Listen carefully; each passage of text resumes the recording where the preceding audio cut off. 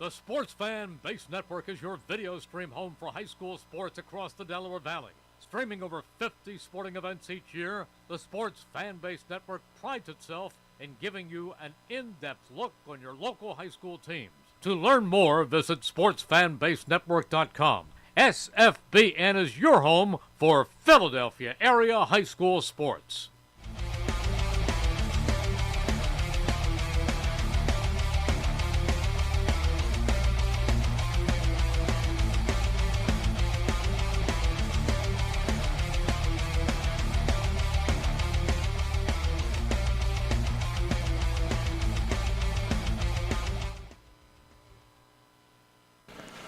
From Charlie Martin Stadium on the campus of Northeast High School. Good evening, everyone, and welcome to the Philadelphia City All-Star Game. It's the Public League against the Catholic League tonight on SFBN. A pleasant good evening, everyone. Alongside Mike Mataraki, I am Mike Samsel. Great to have you along with us for tonight's game. Mike, this is always a fun one, a high-scoring game. And a game, well, it's football, but there's some unique rules we'll keep an eye out for tonight as well in this All-Star game. There are, Mike. There are a lot of rules regarding formations, play calls, personnel packages. Every player must play a minimum of 12 plays. Every player must appear before halftime. So going to be a lot of players moving in and out, and a lot of fun and maybe even a little bit of trickery. This is always a pretty high-octane offensive game as well. And the other thing that I think is interesting, the Public League is really competitive in this game as well. They actually won the game last year. They just started allowing some of the suburban Catholic League schools into this game as well. So it ends up being a really well-balanced, fun matchup. Absolutely, Mike. That's right. This is the 6th year that the Catholic schools from outside of the city limits have been allowed to participate. Overall, non-public leads 23-20, one tie, this being the 45th meeting. The last 4 have been tied 2-2. The weather is just about perfect. Sometimes when you get to this time of year and you see some all-star games, cramping and what have you could be an issue. We hope that's not really an issue today. Should be about low to mid-70s at kickoff. A beautiful night here in Northeast Philadelphia, and we're going to see some great athletes. Anyone in particular you're looking forward to? Oh, Mike, I got to tell you, it's an all-star game, so I'm looking forward to seeing all of them. I'm not going to single out one particular guy, but I will tell you, talking to the non-public coach, Frank McCardle, he's moving from Archbishop Ryan to Father Judge. He's really looking forward to one last go-around with his handful of Archbishop Ryan guys, and he knows the Catholic League really well, so he's looking forward to working with all of these kids. On the public side, Nick Lincoln, thrilled to be getting his hands on some of the athletes from other public schools that he's seen and heard so much about and competed against for the last handful of years. Should be a fun one. We got some football tonight here in May on the Sports Fan Base Network. The All-Star Classic is coming up here on SFBN.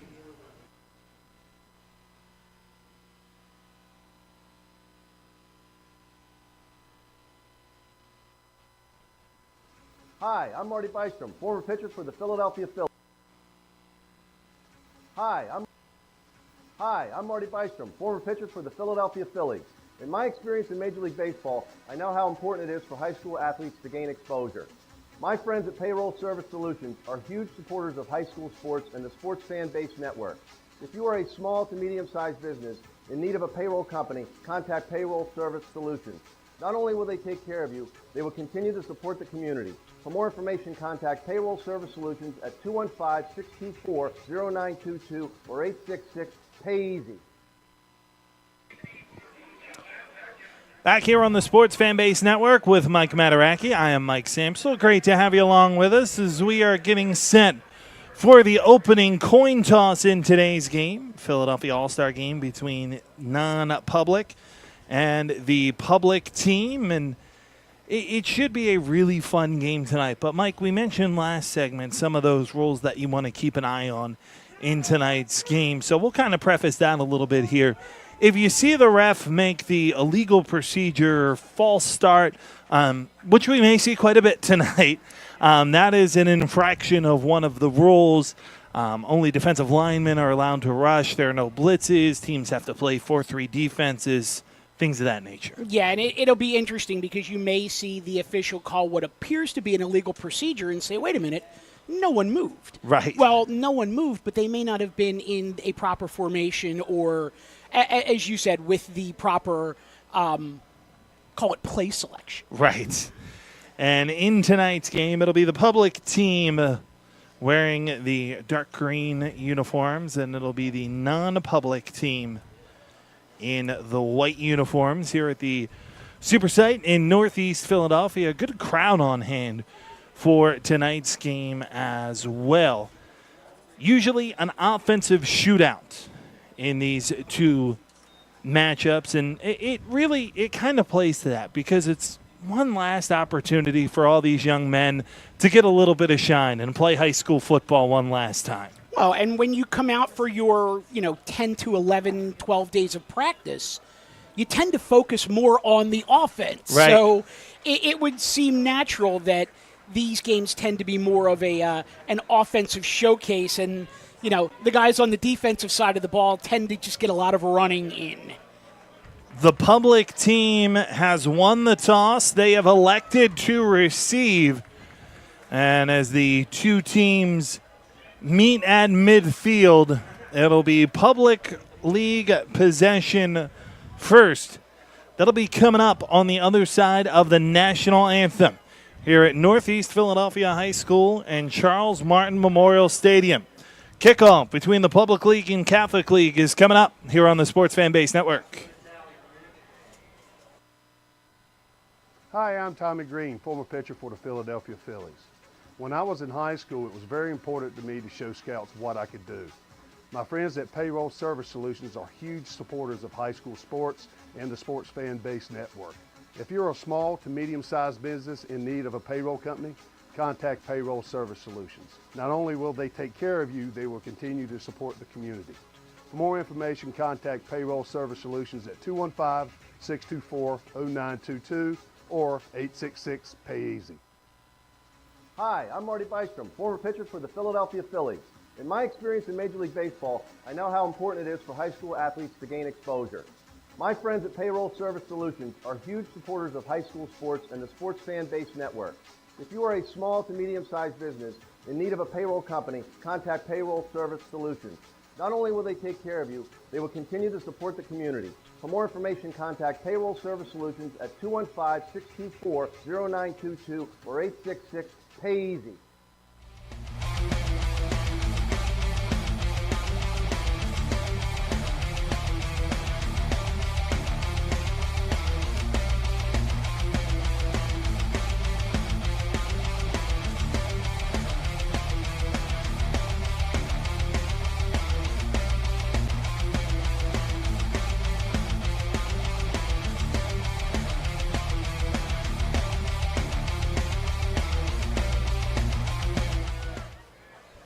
City All-Star Game here on the Sports Fan Base Network between the Philadelphia Public League and the Philadelphia Catholic League. There's some suburban Catholic League schools as well as Penn Charter from the Interact mixed in among the non-public team roster. So that's something worth keeping an eye on tonight as well. And something else worth keeping an eye on. Shane Dooley is one of the quarterbacks on the non-public team roster. His older brother, Paul Dooley, who spent a couple of years as starter at Westchester University, is a former MVP of this game. And there have never been brothers that have each won the MVP in this game. So, Shane, who is a pretty highly touted prospect, he's going to be heading to Westchester as well. So following in big brother's footsteps there and hoping to do so as well as being the MVP in this game. Absolutely, Mike. And that then sets the bar pretty high for the non-public's other quarterback, Alex Goldsby, out of Conwell-Egan, headed to Ursinus. But Goldsby does not want to be outplayed by Shane Dooley and, see that MVP go sliding that way. Isaiah Allen is back deep to receive along with Juan Rodriguez. And it'll be Gavin Dioniso to kick it off.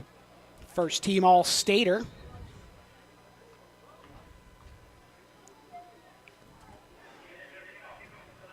We're underway. A driving kick from Dioniso is going to be muffed and then picked up around the 5-yard line by Juan Rodriguez, looking for the corner and getting it. And he'll be near the 30 to start the drive for the public team.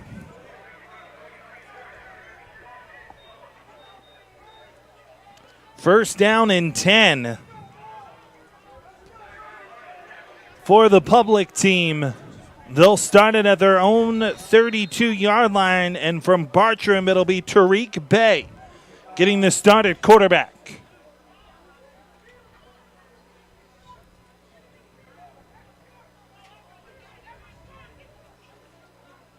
Slot to the right on 1st and 10 for Bey.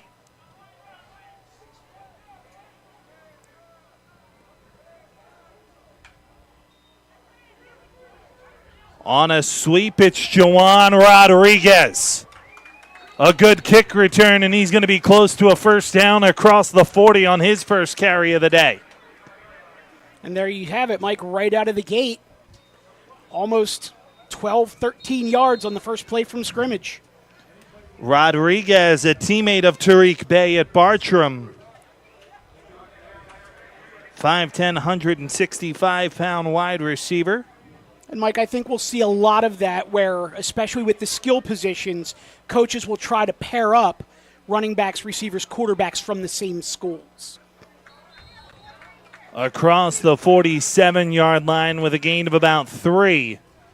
It's the first carry of the day. I believe that's Marlon White out of Northeast who got the first down carry.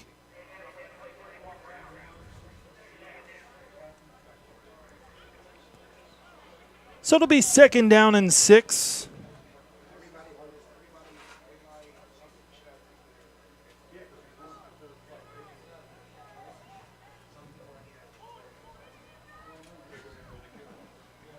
Shotgun again for Bey. No motion this time. Will go to the air for the first time tonight. Short crossing pattern and a one-hand catch made by Dante Reese, who's going to have the first down. And Mike, Dante Reese is listed on our roster as a 6'2", 215-pound athlete. And we saw the athleticism right there with that one-handed grab. Yeah, because he could do things like that.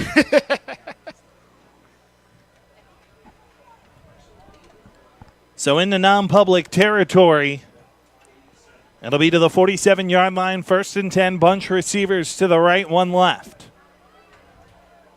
Bey to throw once more. Pressure comes his way, and off his back foot, he'll put it into the sideline. Closest receiver was Muhammad Diawara. Harmless throwaway, wise decision by Bey brings up 2nd down and 10. It looked like he was initially looking for Yusef Terry, wide receiver out of Imhotep, who is headed to Baylor, and well covered on the play by the non-public secondary. Smart play by Bey just to throw it away.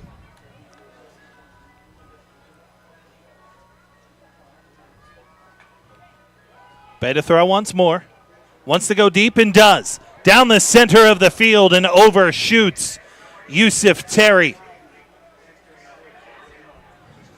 Couldn't get him on one play, came back to him a second time, just a bit out of reach. And it will bring up a 3rd down and 10. Mike, I'd have to imagine we're not going to see many punts today. I think this will be a very offensive-minded game, as we said. I'm actually very surprised we got to 3rd and 10. It's early, though. Still working out those early game jitters. 3rd and 10. 4 receivers, 3 of them to the bottom of your screen. Bey rolls this side and throws. And the catch is made, but it'll be short of the first down up to the 41-yard line. As Terry is able to make the catch that time, it'll bring up a 4th down and about 4. And I think you're right about that whole not punting thing. Well, if you saw the protection from the offensive line on that last pass play, I think they want to keep striking while the iron is hot. Big blocks up front there.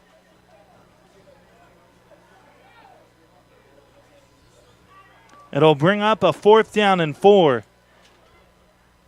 The aforementioned Terry He's one of two receivers to the bottom of your screen.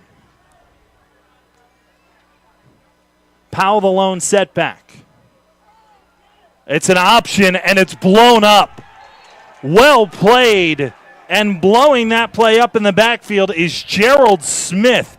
Came right through the gap between right guard and center and had none of that. And Mike, Gerald Smith is listed at 5'7", low center of gravity, was able to shoot the gap, get into the backfield, stuff that play for a loss, and the public league turns it over on downs.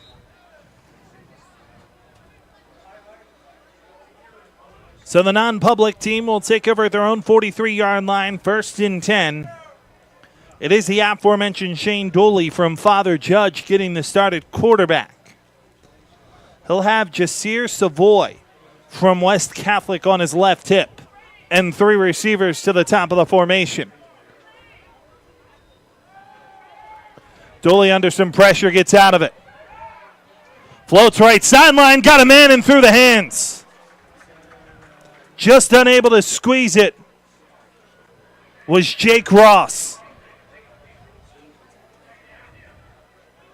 I'll tell you, Mike, you and I have seen more than our fair share of Westchester football games over the last few years. That play right there, almost as if we were watching the elder Paul Dooley.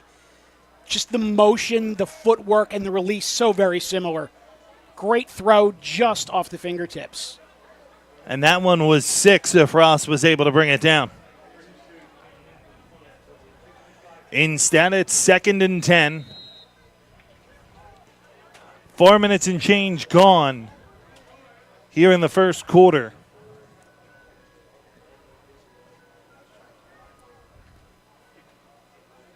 Dooley with 4 receivers once more, 3 of them to his right.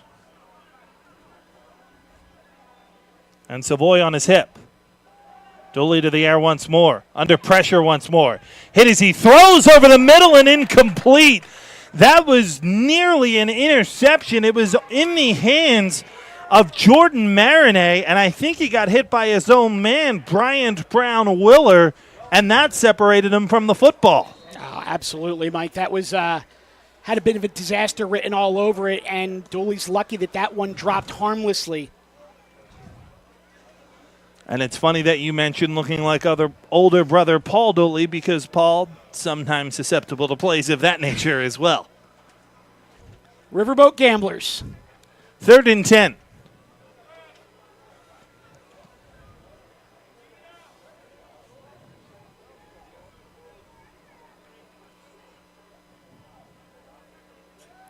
Dooley to throw again. Rolls to his right, has space. He's going to take off, and he's going to get the first down and more. Slides down at the 44 in public territory. 1st and 10 for the non-public.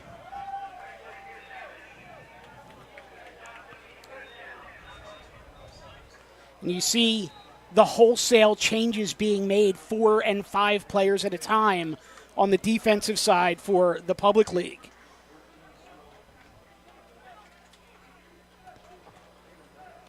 1st and 10 from the 44. Slot to either side for Dooley. Savoy remains his quarterback. And he'll get the handoff. Savoy with some space up the right sideline. Savoy is inside the 10. A little bit earlier than that, they'll mark him back, say he initially stepped out of the 15-yard line. Jasir Savoy gets the first down in the red zone. West Catholic running back showing some acceleration around the corner and down that far sideline. And right now, non-public is in business, Mike. The official spot, the 15. Bunch receivers to the top of your screen.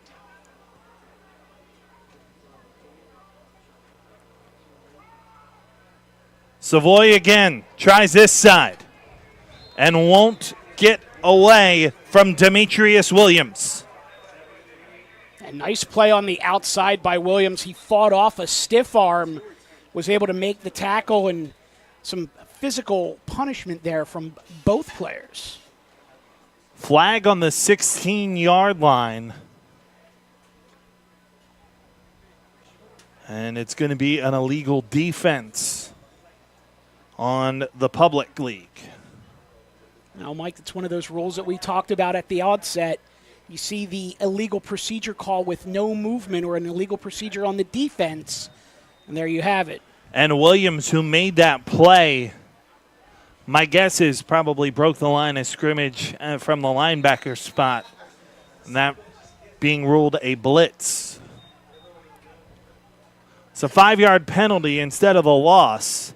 It's 1st and 5 from the 11 for non-public.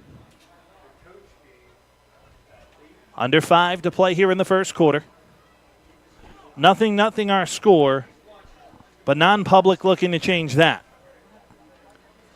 They've got an uncovered receiver on the outside. Now they do shift out that way defensively. Dooley keeps it himself. And a hard-fought couple of yards before he's wrestled down by Jaleel Burton from Olney High School. The 6'3", 250-pound defensive lineman was happy to get his hands on some quarterback. And yet, as you said, Mike, wrestled down, and wrestle being the appropriate term there because there was no way Dooley was getting out of Burton's mitts. Yeah. Remember the scene from Anchorman? I immediately regret this decision. I think Dooley Indeed I do. would like to have handed that off to Savoy. 2nd and 3. It's like we got some isolation up top, Michael. Savoy the lone setback. The big man out wide is Seth DeGray. Dooley pitches out to Savoy, who mishandles the football and falls on top of it all the way back at about the 17-yard line.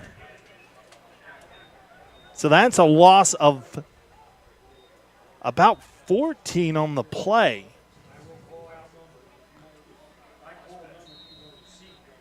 And it will bring up a 3rd down and long for the public league to try and shut down non-public. 3rd and 11 is the official call back at the 17-yard line. Not a goal-to-go situation.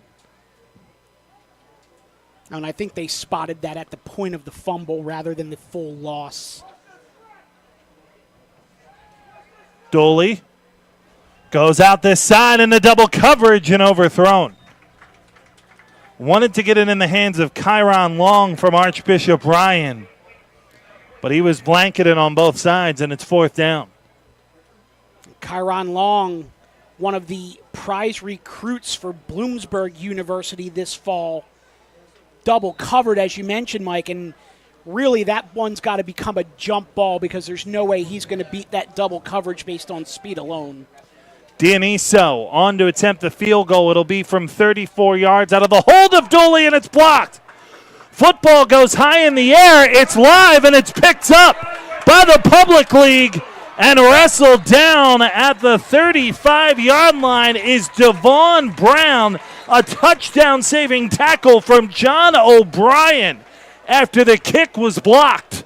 Oh, you said it, Mike. A touchdown-saving tackle. That ball went up, came down, and when it did, Devon Brown was off to the races, and good heads-up play by John O'Brien to make that tackle, or Brown would still be running. There are 2 flags down. You're probably going to get a horse collar tackle there on O'Brien.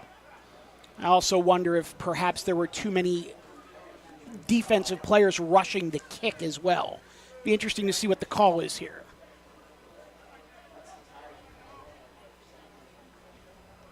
.226 to play here in the scoreless first quarter, which is exactly what Mike and I predicted. Said no one ever. Yes. Referees sorting out the calls.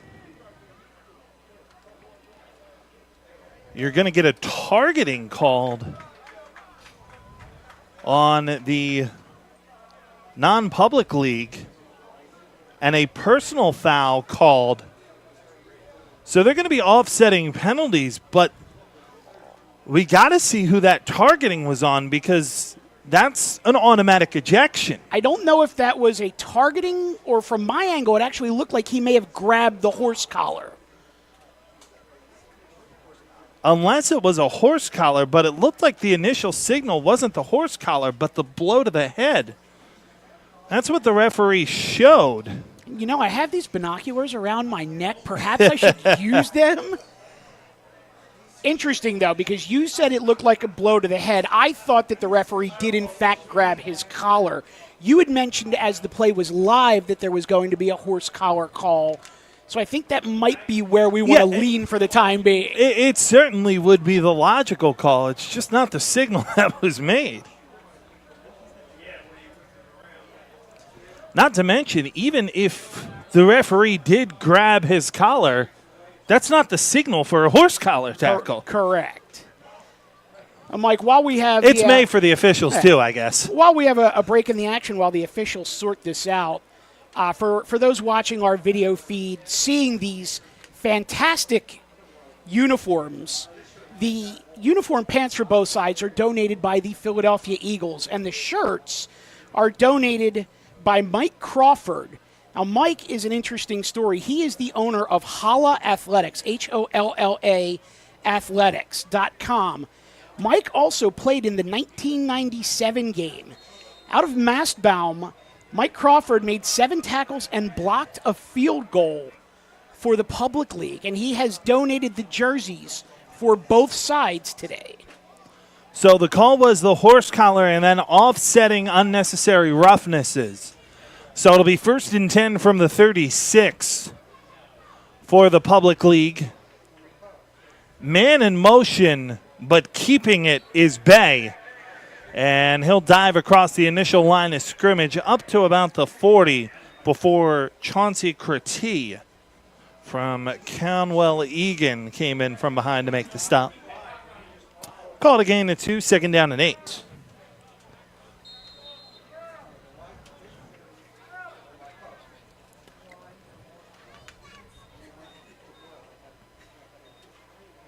And it looked like Aaron Jenkins in motion, number 21, and Bay just decided to keep that himself. Kyle Powell out of Lincoln is on the right hip of Bay on 2nd and 8. Short out to the left, reception made, and a 1st down up the sideline in the non-public territory from Joan Rodriguez, who's had an outstanding first quarter. 1st down up to the non-public 47.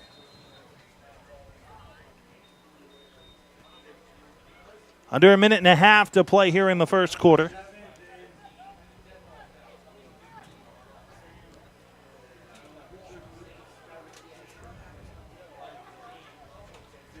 Bay in the shotgun. Devon Brown in at running back this time.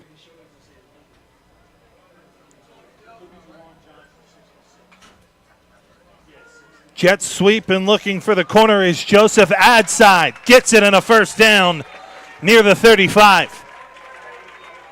Adside out of the high school of the future with a little bit of back to the future burst there. Up to the 35-yard line, gain of 12 on the play. This will likely be the final play of the first quarter. 2 receivers left, 2 receivers right. To the bottom of your screen, Yusuf Terry, the Baylor commit. They're going that way, and they got him, but it's too tall and incomplete.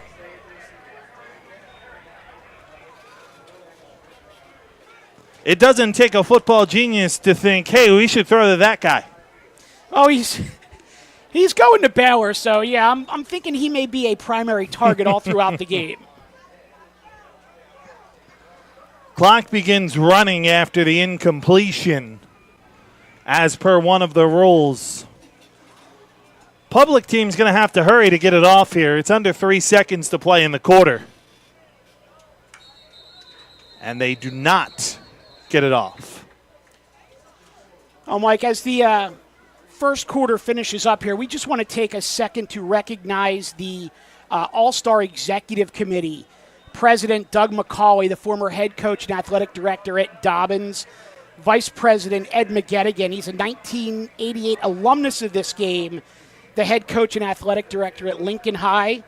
And then the executive committee of Larry Bledsoe, Billy Edgar, Marcus Fulton, Cliff Hubbard, Gene Kelly, Bill Koch, Doug McCauley, Ed McGettigan, Roscoe Natali, Skip Singletary, Mark Wilson, Vince Trombetta, Stosh Tunney, and all the folks who have really kind of gone out or above and beyond to make sure that this year's game has been the best yet. 45th meeting between the public and Catholic leagues. And just a little further clarification on that penalty call that happened earlier as well. The horse collar was on the non-public league. That was a live ball foul. The unnecessary roughnesses were both after the play. They were dead ball fouls, so they offset. That's why the play stood, and it was 15 yards on the end of the return because of the horse collar. So those offsetting penalties came after the play. Thanks to Director Ari Bluestein getting some clarification on that. As it's 2nd down and 10, and we're back to action here in the second quarter. Jordan Price is the tailback and gets the football. Looks for the corner, initiates some contact of his own, man style inside the 30. Bus number 26 coming around the corner. I do believe we have a defender with a lost helmet, so he will have to leave the field for a play. Lucky that's all he lost. You're not kidding, my friend. 3rd down and 3. We'll spot it at the 29, need just inside the 26 for the first down.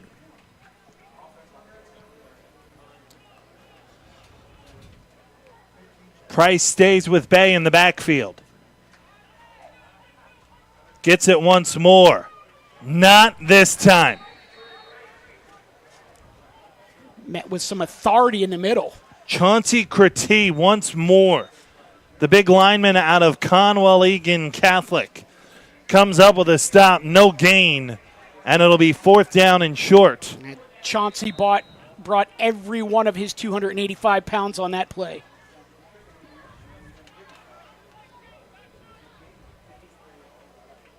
Fourth down and 2. Probably just a tick out of field goal range here.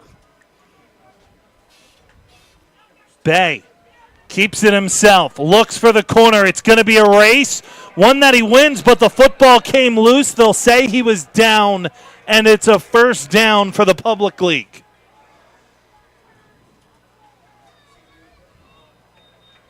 Wow. That one was awfully close. Awfully close. Let's see if we can get another look. We cannot.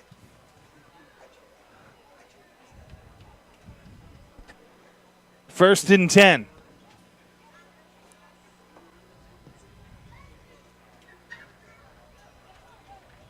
Ball set at the 23-yard line.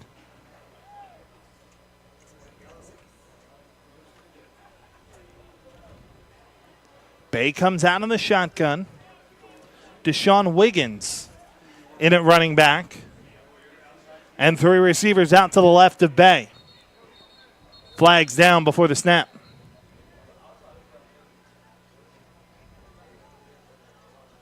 Mike, we're getting another look at that now on our monitor here in the booth.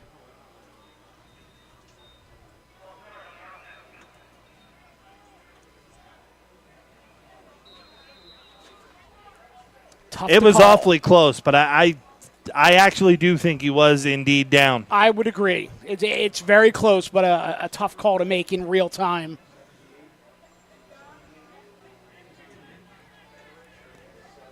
Bay drops. Goes deep, right side. Jump ball is caught. Touchdown, Yusef Terry. Well, Mike, we talked about the height, the speed, the athleticism, and you saw right there why Baylor University made him a priority this year. Excellent coverage by Aaron Jenkins. But he didn't have a prayer against the 6'4" Terry.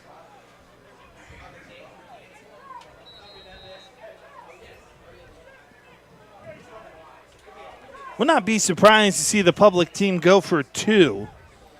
A lot of times, special teams isn't a strength in the public league, and Bay will indeed remain in. Deshaun Wiggins, the lone setback on his left hip. Read option, Bay keeps, looks out to the left, looking for someone to throw to. It's picked off, and this is returnable. It's going to be 2 the other way. Javon Hinton, 1 man to beat, but he can't get past him. Excellent job to race back by Deshaun Wiggins. And Deshaun Wiggins and Tariq Bay hustle back and made sure that didn't go 2 the other way, but you said Javon Hinton, another one who is listed on our roster. Deshaun Wiggins, as an athlete out of the lone Bishop setback on his McDevitt, left hip. Picked it off right around the goal line and read option, Bay keeps, looks out to the left, looking for someone to throw to. It's picked off, and this is returnable. It's going to be 2 the other way. Javon Hinton, 1 man to beat, but he can't get past him. Rented. Excellent job to race back by Deshaun Wiggins. Unbelievable, because Wiggins is absolutely out of this play. Comes from the far side 30 and catches up to ultimately come up with a stop. That was unreal speed by Wiggins to make sure that wasn't 2 the other way. No question about it, Mike. I think he saw that he had an angle. If he could get from point A to point B before the ball carrier, he had a shot, and as you said, he turned on the jets. I'm not sure I could have driven to that spot that fast. So it's 6-0. Public in front. And non-public back deep to receive the kickoff. It's a straight style kick. It's going to bounce toward the sideline and out. Wisely letting that one trickle was Jasir Savoy. And perhaps that kickoff might be a display of the reason why they did not attempt a PAT. And that was Juwan Rodriguez who kicked that one away. This might be one of those situations where everyone on the public team gets an opportunity to kick today. Yes. Depending on how many points they put up. But I'll tell you, Mike, it's 9:30 to go here in the second quarter. Score only 6-0. We have not lacked for excitement in this game, just the scoring. Yeah, we've lacked in scoring, but as you said, not excitement. I think that's a great way to put it because it's been absolutely tremendous action thus far. You wouldn't know this game was being played in the middle of May. You'd think this was maybe an early September game. Oh, the public league wants to win this game, no doubt about it. They want to make sure they're noticed. They're going to have to re-kick here as the non-public team has the option of taking it to the out-of-bounds spot or pushing them back, making them re-kick.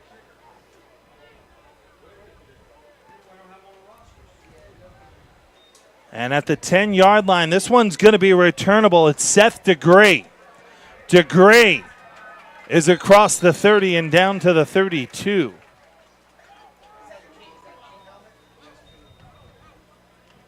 Seth DeGray is another one of those that will be heading to Westchester University in the fall. Westchester, in terms of just shaping up this year, as you mentioned, I do play-by-play there quite frequently, so it's I have a unique chance to see the team. They're loaded at skill positions this year. If they can get some line play, the Golden Rams, who were 10-0 last season, have a chance to have another special year. Alex Goldsby from Conwell Egan will quarterback this drive for non-public. 1st and 10 from the 33. Goldsby on first down runs a read option. And pinballing back across the line of scrimmage and maybe getting a yard, which was no mean feat, is Jasir Savoy. Goldsby headed to Ursinus is at the helm of a Conwell Egan team that has made deep runs into the state playoffs the last 2 years with Goldsby at the helm and Boston College recruit Patrick Garwo as their lead back. So certainly Alex Goldsby, no stranger to the spotlight here. And 5-6 years ago, it was actually announced that Kamaligan was closing.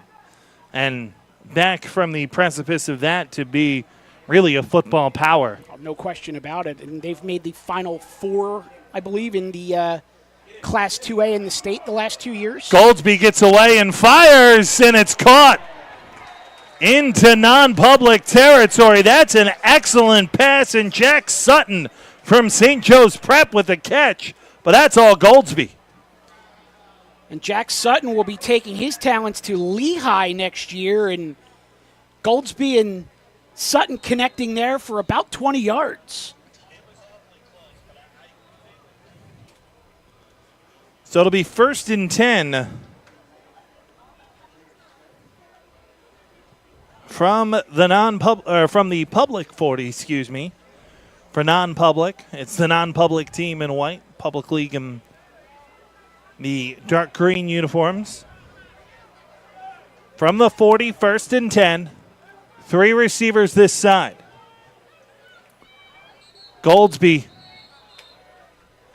will have to do this one from 5 yards further back. Mike, you mentioned the green and white as we get the call from the official. It's like another illegal defense. But you mentioned the green and white, and why do the teams wear the green and white instead of the blue and yellow colors of the city of Philadelphia? Well, this game at one point was scheduled or was sponsored by the Philadelphia Eagles and played at Lincoln Financial Field. The Eagles do donate some of the equipment, as we mentioned earlier, the pants. So it's just natural that the teams take on the green and white of the hometown Philadelphia Eagles. 1st and 15 from the 45 following the false start. Read option. And Sutton pinballs down to the 41. Or Savoy, pinballs down to the 41. Gains 4 on the carry. Interesting, Mike. I can hear in the background in our booth here the game officials tracking the participation of the players, making sure that they do get in for their full allotment of plays and that they all do play before halftime.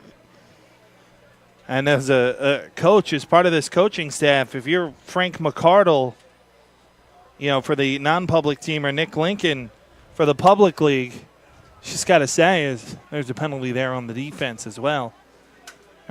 I need a coach just to keep track of that.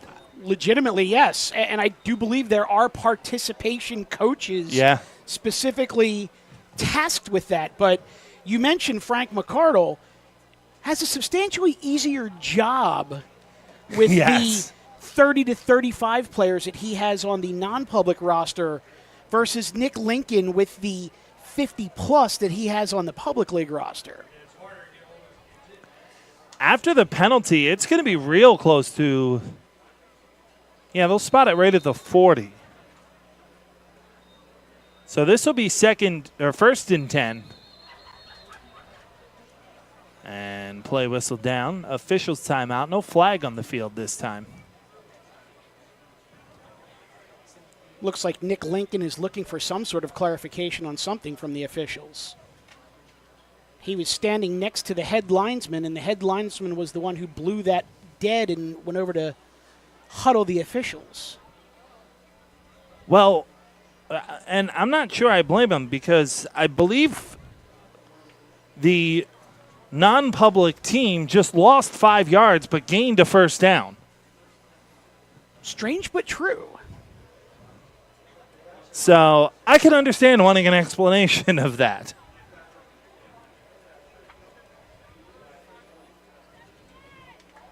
So Nick will get an explanation from Bill McKeever, the head referee. We, unfortunately, will not. Looks like he's satisfied with that, though. Down marker says 1st and 10, so we'll go with that. Goldsby takes the snap and drops back, goes deep left side, and overthrows the intended receiver, Seth Degree.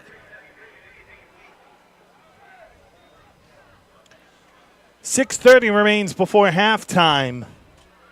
Just a 6-0 game. here in the Philadelphia All-Star Game. If you're looking for an early MVP, might well be Chauncey Crotty or Deshaun Wiggins for that unbelievable stop following the interception on the two-point conversion attempt for the Public League. Certainly two viable options early on here. Goldsby in the shotgun. He'll take the snap and drop back. Goes down the right side. What a catch! Elevating is Ross inside the 30 with a first down. Tight coverage from Lamar Wilkes. Nothing Lamar was going to do about that. Came out of Goldsby's hand a little hot, don't you think? He'll take the snap and drop back. Goes down the right side. What a catch! First and 10, up elevating to the 29. Alex Goldsby showing off the fastball a couple of times. There was a trail of smoke coming off of that one. First and 10 from the 29.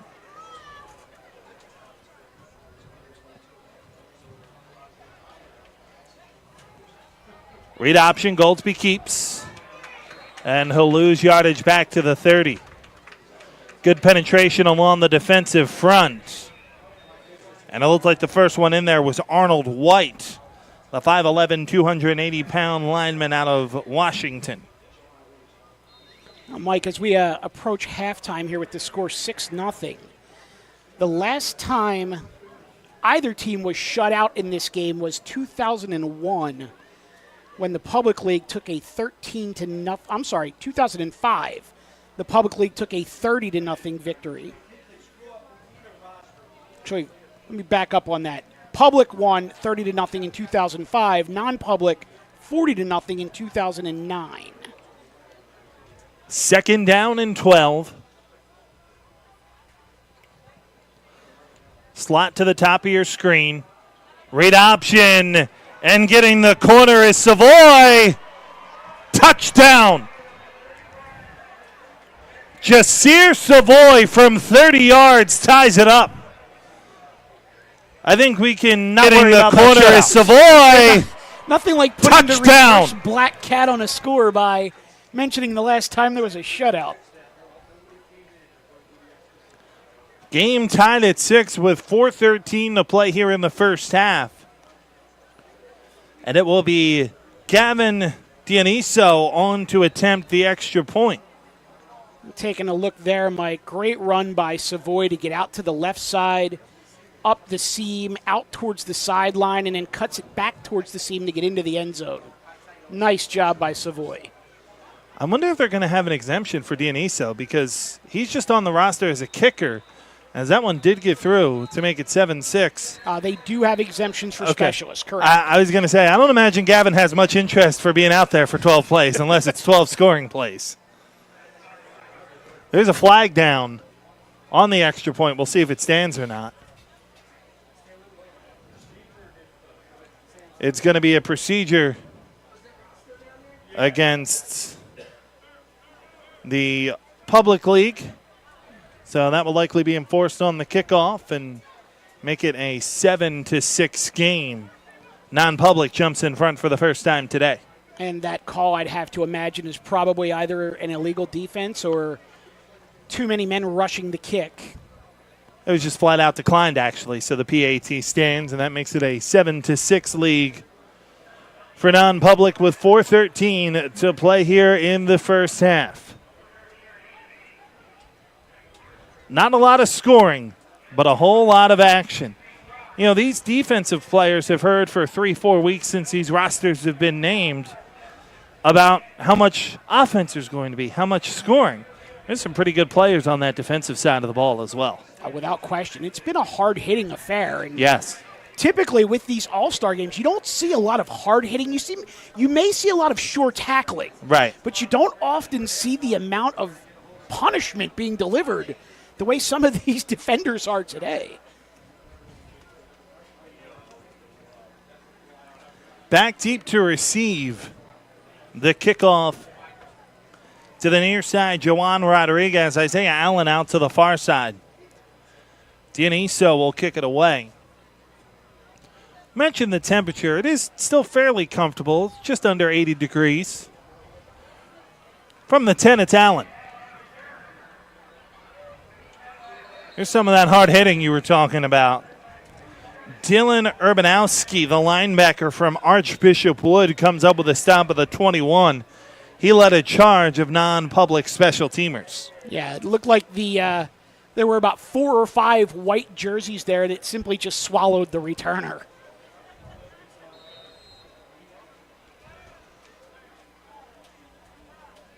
Four and change to play here in the first half. Still haven't seen Tyree Sheard, the other quarterback from Washington High School. It's been exclusively Bay thus far. Sheard is the other quarterback listed on the roster anyway.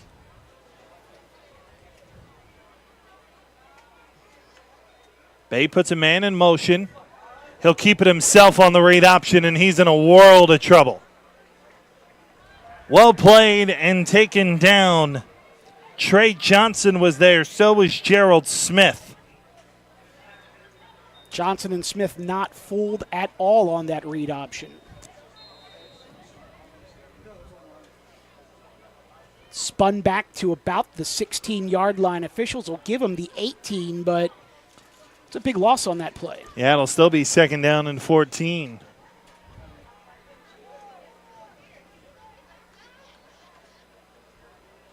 As we see a huddle that time from the public league. Twin receivers trips actually out to the right. They'll roll that side. Look to come back this side and do. Nice play, but better defense. Nick Rios broke up the pass intended for Nasir McCray Dixon and played it perfectly. McCray Dixon goes 6'5", 195, and tried to box out the defender on that play. Had it in his hands and knocked away at the last second. Great job by the defensive back. 2nd down and 14. But there was a flag down that'll go against the defense. Defensive alignment penalty.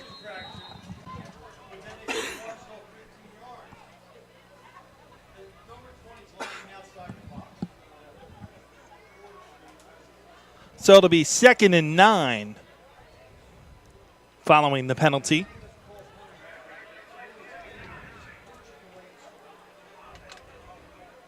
It looked like we may have had a linebacker essentially lined up, quote-unquote, outside the box on that one.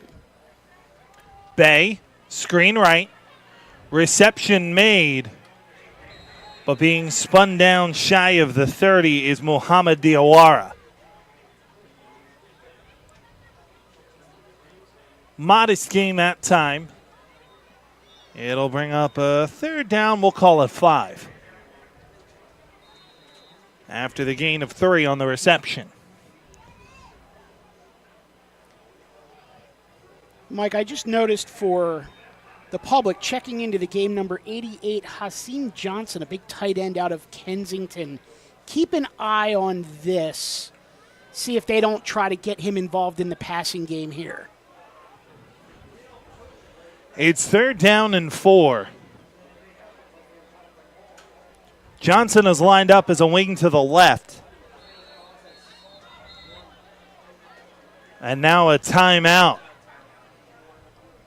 is taken by the public league. I think that play was a little off kilter. I'm not entirely sure the aforementioned Johnson knew where he was supposed to be. And Nick Lincoln didn't seem very happy as he called the timeout and walked onto the field.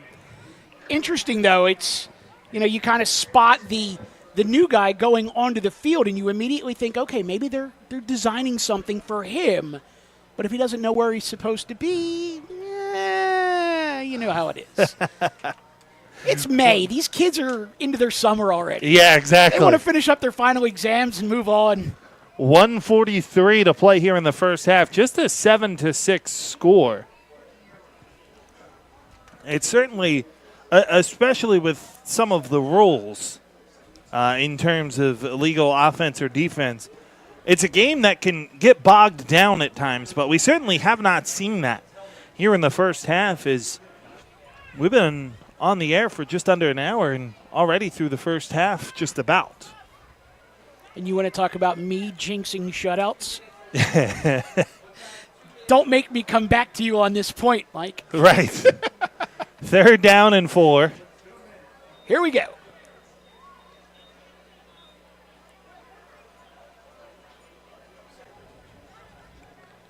Point well taken, though. It has been a very briskly played first half, given the defensive intensity and the lack of scoring.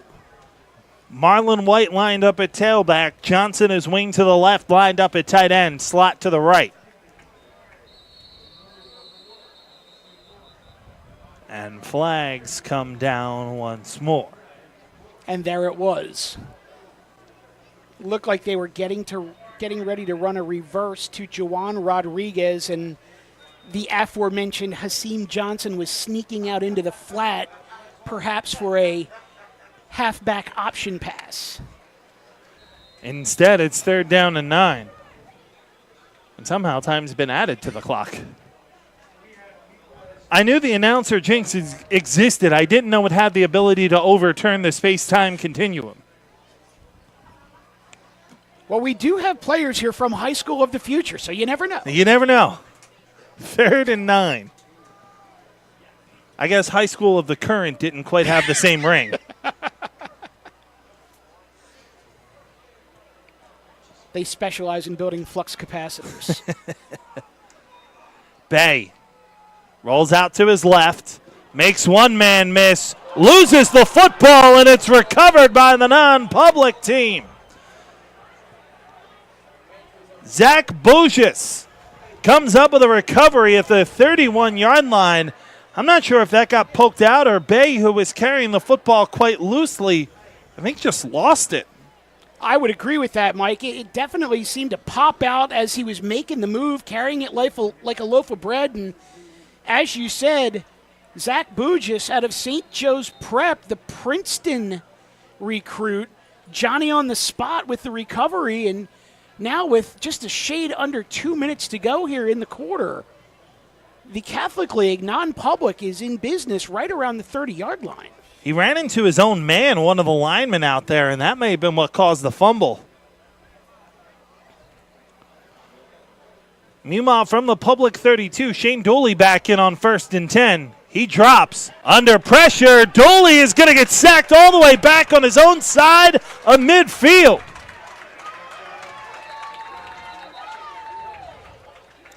Tavon Jackson, Aziz Timms were two of the many public leaguers on the scene. Wow, public giveth, public taketh away. A loss of almost 20 yards on that sack. Now, what was very manageable field position at roughly the 31, 32-yard line sees them now back on their own side of the midfield stripe. And that was just bully ball. Tavon Jackson especially on the bottom of the formation took the right tackle, John O'Brien, and basically threw him at Shane Dooley. That's a great way to describe it, Michael. Bully ball, no question about it. That's also, I guess, you don't want your right tackle thrown at you. No, clearly not. So it goes as a loss of 18, and it's 2nd and 28. The referees give forward progress to midfield to merely limit the loss to 18. Dooley's thinking to himself, I came back into the game for this? Yeah. Dooley drops. Has time this time. Flag down as he goes to the middle, and the reception is made inside the 10 by Jake Ross. But that flag is in the area of holding.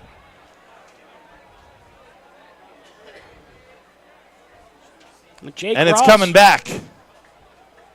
Jake Ross went up and came down with a nice catch on a great throw from Dooley. But as you point out, Mike, the play's coming back.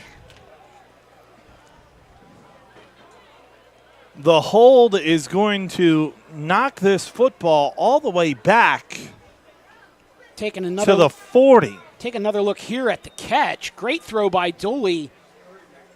Ross goes up in traffic and pulls it down, and all for naught. It's 2nd down and 38. Since the non-public team has gotten the football, they've moved 28 yards in the wrong direction. And a timeout taken by the public league with $1:32 to play here in the first half. And It's first opportunity we've had, Mike. Let's take a step aside during this timeout here on the Sports Fan Base Network. 7-6 our score. Public League trails by 1. Hi, I'm Tommy Green, former pitcher for the Philadelphia Phillies. When I was in high school, it was very important to me to show scouts what I could do. My friends at Payroll Service Solutions are huge supporters of high school sports and the Sports Fan Base Network. If you're a small to medium-sized business in need of a payroll company, contact Payroll Service Solutions. Not only will they take care of you, they will continue to support the community. For more information, contact Payroll Service Solutions at 215-624-0922 or 866-PAY-EASY.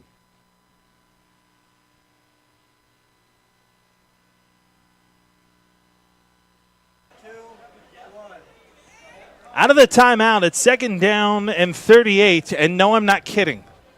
Dooley in the shotgun, drops back, under pressure, and he's gonna get out of that. Dooley is at least gonna get back to the line of scrimmage. Chased out of bounds there by Samir Williams, but Dooley's now an escape artist. That's incredible. Again, the pressure came. Can't even say really where the pressure came from because it came from everywhere. Everywhere. This non-public offensive line is having a heck of a time with the public league. I mean, yeah, taking a look at the public league right now, in there on the defensive front, you've got Sebastian Benjamin and Juwan Johnson causing all kinds of havoc in the middle. Dooley takes the shotgun snap. Pressured again. And he's going to get to just shy of midfield and gain 7 on the carry. But it'll bring up 4th down and a country mile. Yeah, he needed Roosevelt Boulevard, and he got about 7 yards. Right. And so I think we are going to see our first punt of the day. Frank McCardle is an excellent head coach, but there's not a whole lot of good options for 4th and 29.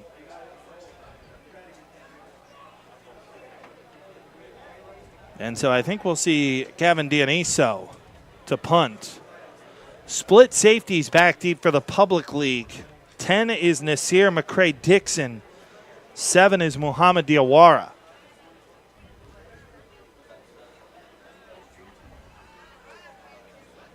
We mentioned earlier, Gavin Dioniso is a first-team All-State punter and kicker. So, and of course, as we say that, looks like it's Bill Cook out of Archbishop Wood ready to line up for this punt.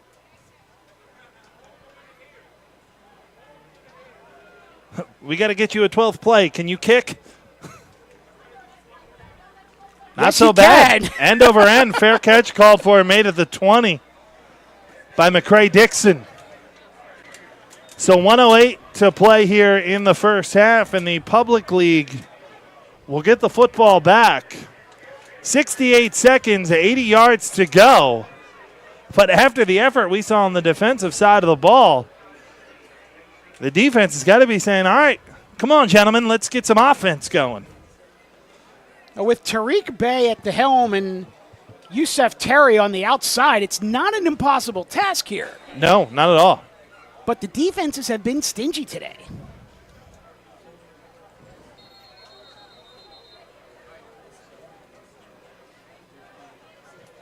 Flag down on the field.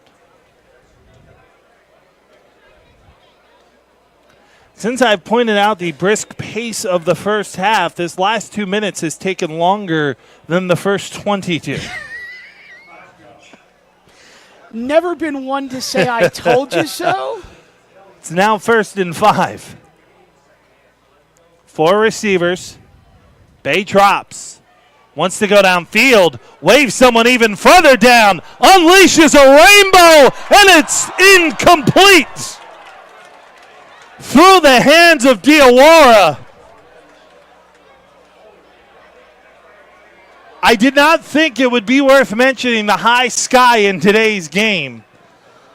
But that was such a good throw from Bay.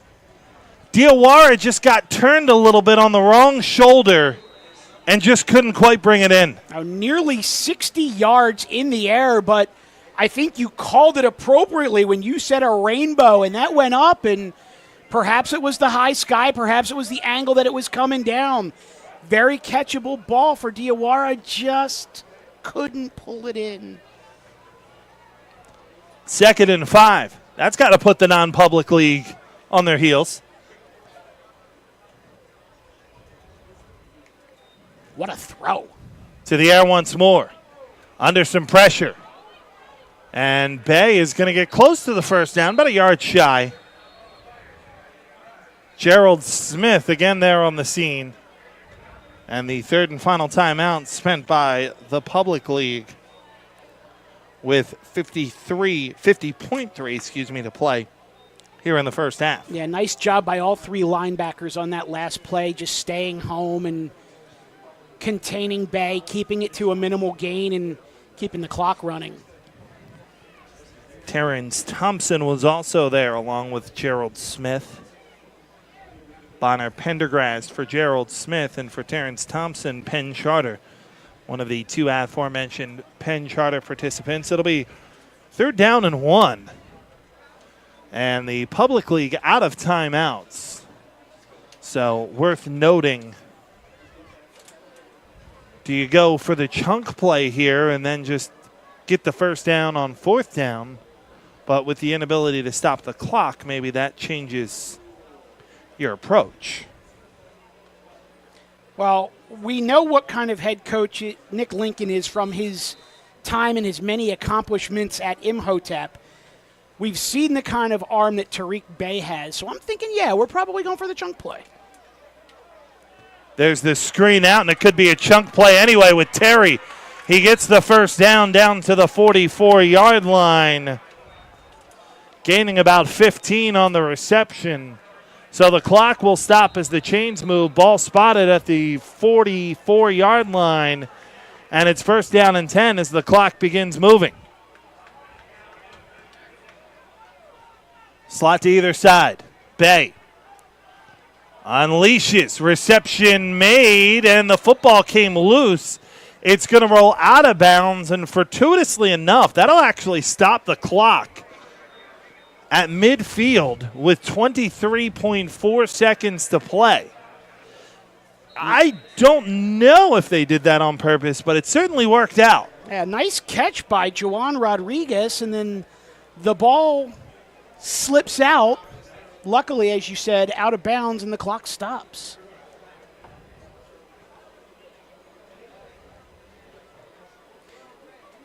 Interesting, though, when we were talking about the chunk play a couple plays ago, Yusef Terry was one missed tackle away from taking that to the house. Let's see if they don't come back to that.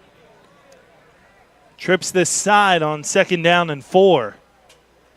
Bay drops, goes deep right side, and too tall.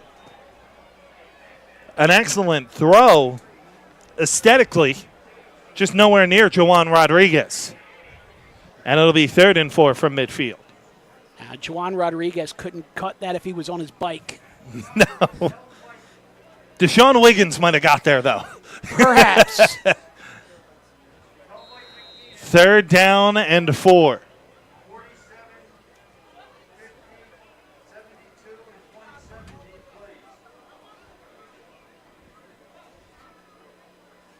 17 seconds to play here in the first half.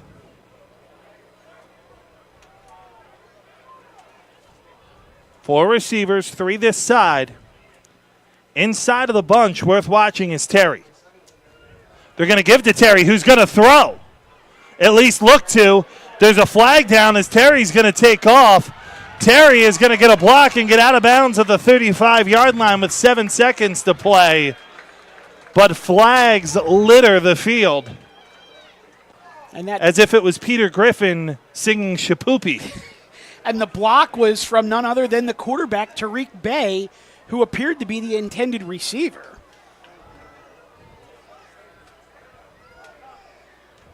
We'll check on all of the penalties. The question is, how many illegal defenses can be called on a single play? No kidding. Back to the 40. This penalty will take the public league back and make it 3rd down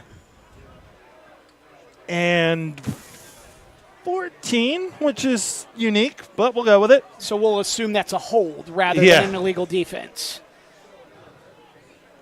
Did not quite see the official call. 3rd and 14. Trips this side, and a timeout taken by the non-public team with 7.3 seconds to play here in the first half. Keep an eye on Mohamed Diawara isolated on the far sideline one-on-one. See if they can't try to either get a quick hit out there with a missed tackle and up the sideline, or maybe a little stop-and-go action.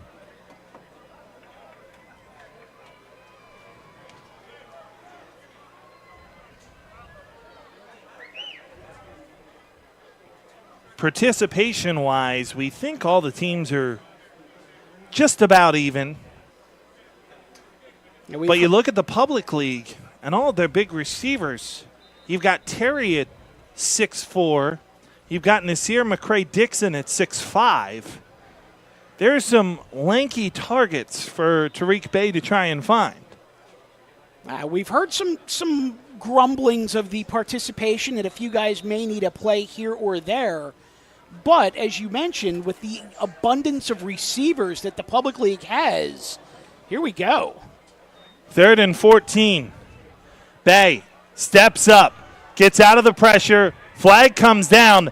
Bey gets out of it again. He's going to come all the way back this side, look for a block, uncorks it toward the left side, where it's picked off at the 20.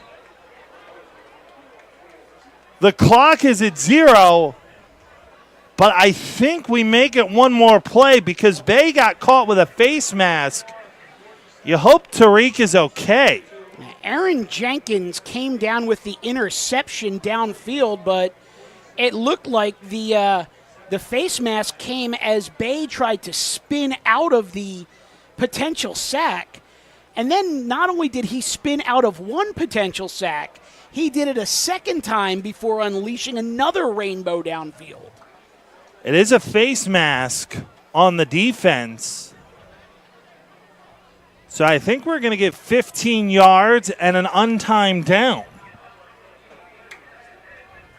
So the public league is going to get one more shot to see if Bey can get one to the end zone. Arm strength-wise, there's no doubt that he can, as they're going to mark the football at the non-public 45-yard line. The only question may be, is there going to be enough blocking for Bey's receivers to get there? Yeah, he's going to need probably about 3.5 to 4 seconds of time. You see on the throw right here, there's no question he's got the arm strength. McCray-Dixon, the 6'5 target, is going to be ISO'd at the top of the formation. At least that's the initial signal. And he is going to be out there. You got to think they're going to look McCray-Dixon's way first. With Alan Diawara and Joan Rodriguez this side. Bey drops back. Under pressure. Able to get out of it. Uncorks for the end zone. And incomplete.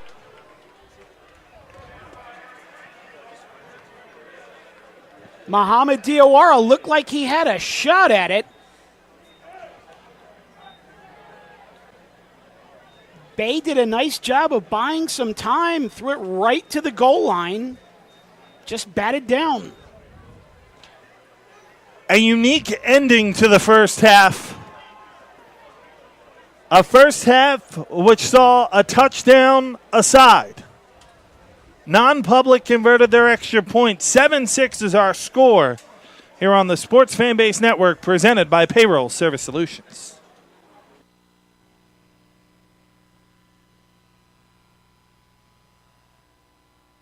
Important to me to show scouts what I could do. Hi, I'm Tommy Green, former pitcher for the Philadelphia Phillies. When I was in high school, it was very important to me to show scouts what I could do. My friends at Payroll Service Solutions are huge supporters of high school sports and the Sports Fan Base Network. If you're a small to medium-sized business in need of a payroll company, contact Payroll Service Solutions. Not only will they take care of you, they will continue to support the community. For more information, contact Payroll Service Solutions at 215-624-0922 or 866-PAY-EASY. Hi, I'm Marty Bystrom, former pitcher for the Philadelphia Phillies. In my experience in Major League Baseball, I know how important it is for high school athletes to gain exposure. My friends at Payroll Service Solutions are huge supporters of high school sports and the Sports Fan Base Network. If you are a small to medium-sized business in need of a payroll company, contact Payroll Service Solutions. Not only will they take care of you, they will continue to support the community. For more information, contact Payroll Service Solutions at 215-624-0922 or 866-PAY-EASY.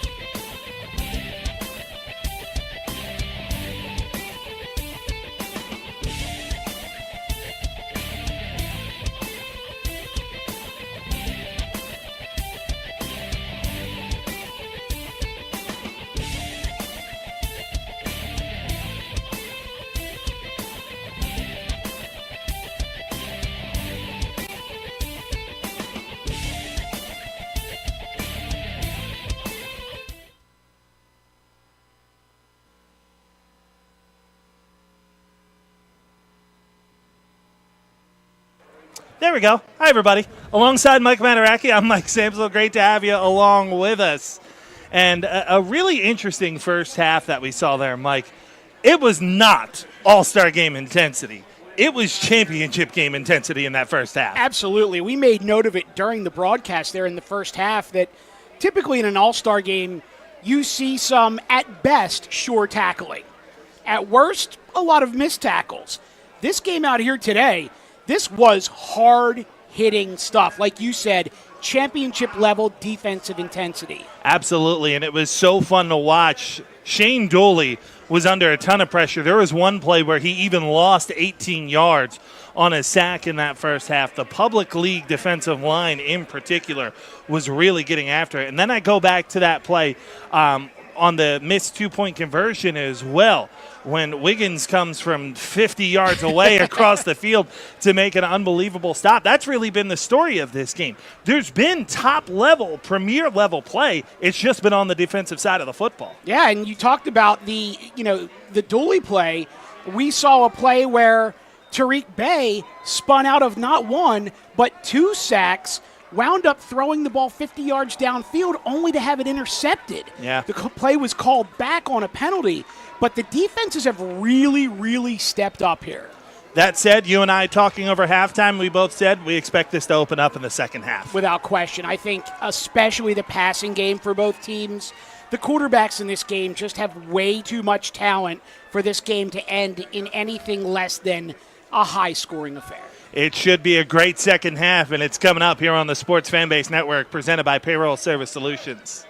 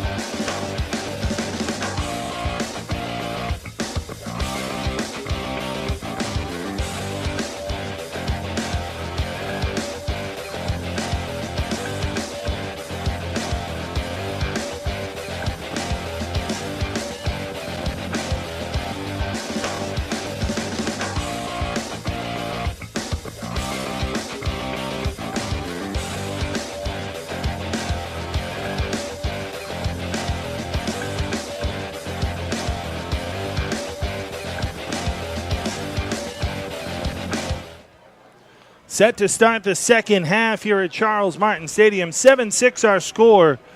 The non-public league in front over the public league.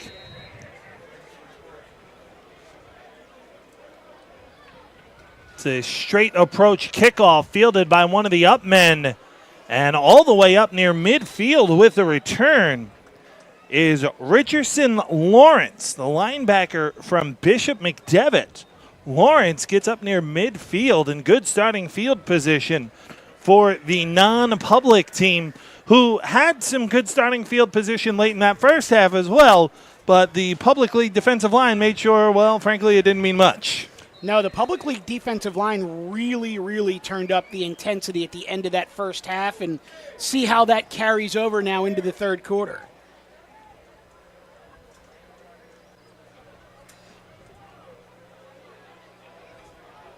We'll see who gets the nod to start at quarterback the second half for the non-public team.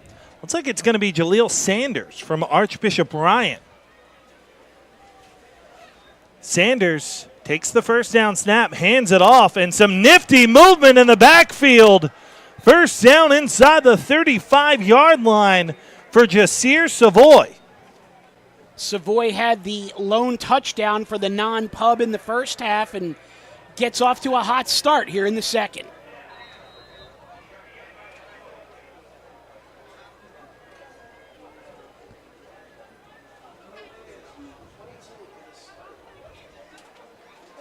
Mike, you mentioned Jaleel Sanders out of Archbishop Ryan, one of Frank McCardle's, one of his guys, his last quarterback at Archbishop Ryan. Sanders, this time, nothing doing for Savoy. Player lost a helmet as well for the public league. That's number 70, Kevon Riddick, who was still in on the tackle despite not having a helmet on. At 6'3", 310, I don't think he needs the helmet. Might not. Just go get in the way. First minute gone here in the second half. It's second down, and we'll call it 9 for the non-public team. Jaleel Sanders, the third quarterback to see some action.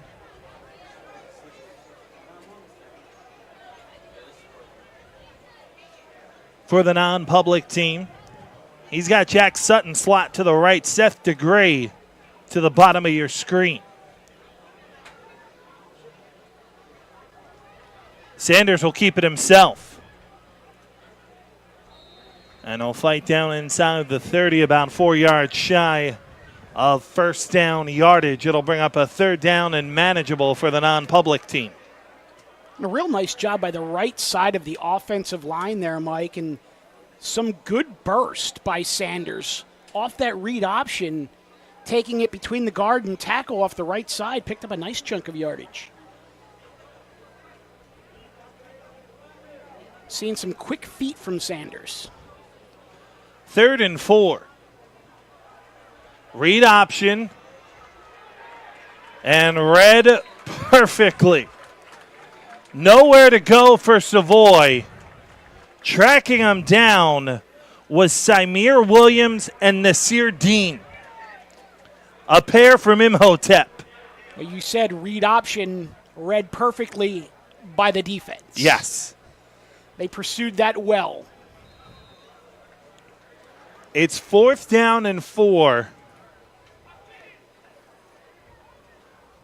Non-public team to go for it. Again, probably just a tick out of Dionisio's range. Trips to the top of your screen. For the first time today, it's Sanders to the air, and it's deflected and batted down. Jerron Pierce got a hand up, said no thank you. 4th down, turnover on downs, and it's back to the public league. Jerron Pierce at 6'1" with a huge reach. Got that hand up there. Big catcher's mitt. Took that thing right out of the air. And it's a turnover on downs. Pub League will take over. 1st down and 10. And it'll be Symir Williams in as the up back. An I formation. First time today, Bay was under center. Little old school power left for Jordan Price from Frankfurt, picking up about 5 yards. Interestingly, you and I were talking at halftime about the lack of running plays by the public league and the lack of traditional run formations, and they come out first play of the second half in an I formation with the fullback. I mean, if you're dominating the line of scrimmage like that, why not? Absolutely, I agree. And they're right back to it. 2nd down and 5, Price the deep back. They give it to the up man this time. And strong effort from Symir Williams will be about a yard, maybe a long yard, shy of the first down.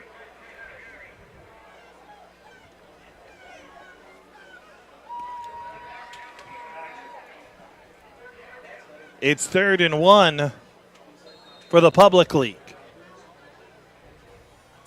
7:50 and a running clock remains here in the third quarter. It's 7-6 non-public in front. Price. Good luck guessing where that rugby scrum turned up. Did you hear that collision between the fullback Sure did. and the linebacker? Woo! It does end up resulting in a first down. My goodness, these young men are getting after it. We have headsets on, Yes. and the field mics pick that thing up like you would not believe. 1st and 10 from the 40. I formation. They'll throw this time. Bay rolls to his right. Under pressure. Gets out of it enough to get back to the line of scrimmage. It's like Ryan Maloney wound up being the one to finally wrap him up. Defensive end out of Penn Charter. They were looking for Juwan Rodriguez deep down the left sideline. Reel him in, and then see if you can hit him over the top after some power football from the public league. Didn't work that time. But Bay able to save it back to the line of scrimmage, 2nd and 10. Well, right now you have Chauncey Crady and Gerald Smith in the interior of that non-pub defensive line causing all kinds of havoc. Jet sweep. Cutting it inside for a couple is Juwan Rodriguez. It'll be 3rd and long for the pub league. By the time they run it, we'll be under 6 to play in the third quarter.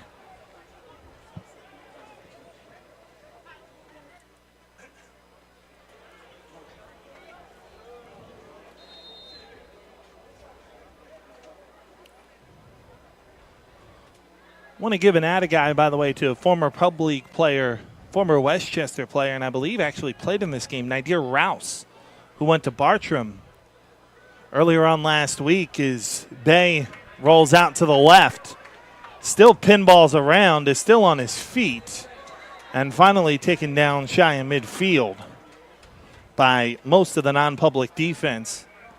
Nadir Rouse signed a contract with the Green Bay Packers after a successful rookie tryout, so he's on their training camp roster. That's fantastic. Great news for Nadir Rouse. Good stuff. Interesting looking through the game book that we were provided and seeing a lot of recognizable names that played in this game that went on to play in the NFL or major college football, or even, a guy like Dave McDonald out of Lincoln High who went on to be the quarterback at Westchester and had a cup of coffee in training camp with the Eagles at one point. 4th and 2, some space off left tackle, and a first down. There is a flag down, as in the non-public territory to the 45-yard line is Kyle Powell, who brought the pow. He certainly did. We'll see if it stands. by the looks of the location of that flag, it won't. It is a hold on the public. Brought the POW and gave him the L. Yeah. Unfortunately, all for naught. It'll now be 4th and 12, back to their own 42, but with a lack of special teams, the pub league kind of left to choose among bad options. Will go for it.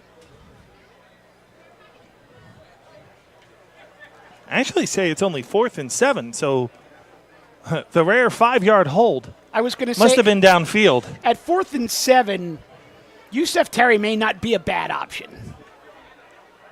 Low snap, they're looking Terry's way. They're going to go deep for him, however, and Terry, it's just overthrown, but there was a lot of hand checking there between he and Zach Bougis. I think they could have very easily thrown a flag on that. I think the referees gave the benefit of the doubt to Zach Bougis on that. Zach Bougis gives up 7 inches or more to Yusef Terry. Ran with him almost stride for stride, but I agree with you. Because Terry had him beat, and Bougis reached out and grabbed him. No call came, however. And so now, again, non-public league in good starting field position. They'll have it 1st and 10 at the pub league 43 with Shane Dooley in at quarterback. Dooley drops back. Here comes the pressure. Steps up, floats deep down the middle. Got a man underthrown, but caught anyway. Inside the 10 and fighting for the goal line is Seth Degree. Golden Ram fans can get excited about that connection. Both headed for Westchester, and it's 1st down and goal. Yeah, I have a feeling that's not the last time you are going to be calling those two names together on a broadcast. It was a little underthrown. Degree did a nice job to adjust. And Nasir Savage from Bartram had a heck of a time bringing down Degree. Degree is every bit of 185 to 190, and he wasn't going to be denied. Dooley's going to come out in an I formation. Gerald Smith is lined up as fullback in front of Jasir Savoy. It's actually a pistol, and it's a flag. Interesting. They go pistol with eye under principles with what appears to be a guard lined up in the backfield. Other than the whole guard lined up in the backfield, it's a concept that you certainly see in college with that fullback as the up man on the right hip of the quarterback and then the tailback behind. But I think the referees looked at it and said, I don't know what's wrong with it, but that's probably not legal. Let's see what they come out with now. 1st and goal from the 9. Savoy the back, twin receivers to the right. Dooley rolls that way, comes back this side, throws it up in the air, and it's tipped and incomplete. Wow. He had Cook out there, the big tight end from Archbishop Wood, just too much air under the ball, and by the time the ball came down, there were multiple pub defenders in the area. Xavier Gonzalez was there, number 30. Also number 22 was there. Love to tell you who he is. Well, we know the last name is Battle, and he plays at King.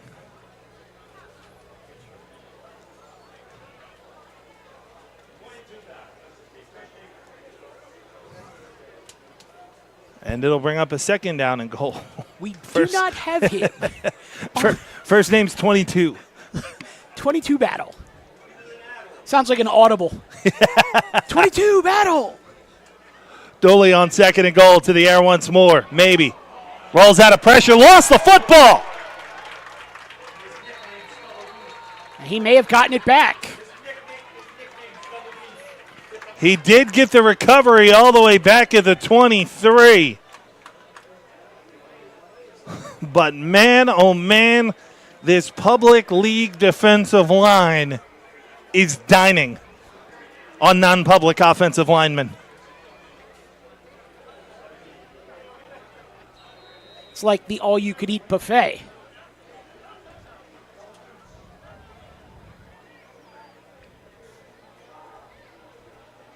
And Dooley's just got to be shaking his head right now. I don't think he even knew where that was coming from. No. Everywhere he turned, there was another player in his face. It's 3rd and goal from the 23. Under a minute to play here in the 3rd. Slot to either side. Watch Seth Degree. He's at the top of the formation. Dooley steps up. Floats middle. It's caught. Was he in? No. Could not tap the toe. Jack Sutton was the intended receiver. Dooley put it where only his man could get it. Unfortunately, he got it and couldn't get a toe in. Heck of a throw by Shane Dooley. As you said, put it right where only his receiver could catch it. Just needs to keep him in bounds. It was awful close, though.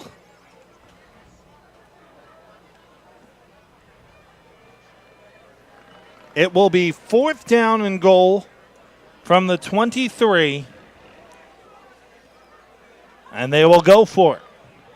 And you have to imagine if that wide receiver is 6 foot instead of 5'9", right, the toe tap may be there. Yeah, if Dooley gets time, his receivers are open in the secondary. Without question. Dooley drops. Has some time. Floats to the end zone. Dangerous throw is caught. Are you kidding me? It's a touchdown by Kyron Long.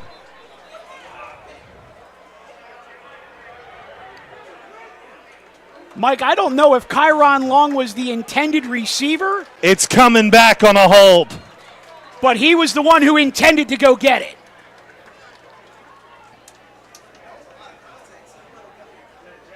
Our director this afternoon, Steve Silvestro, can show me 200 replays of that.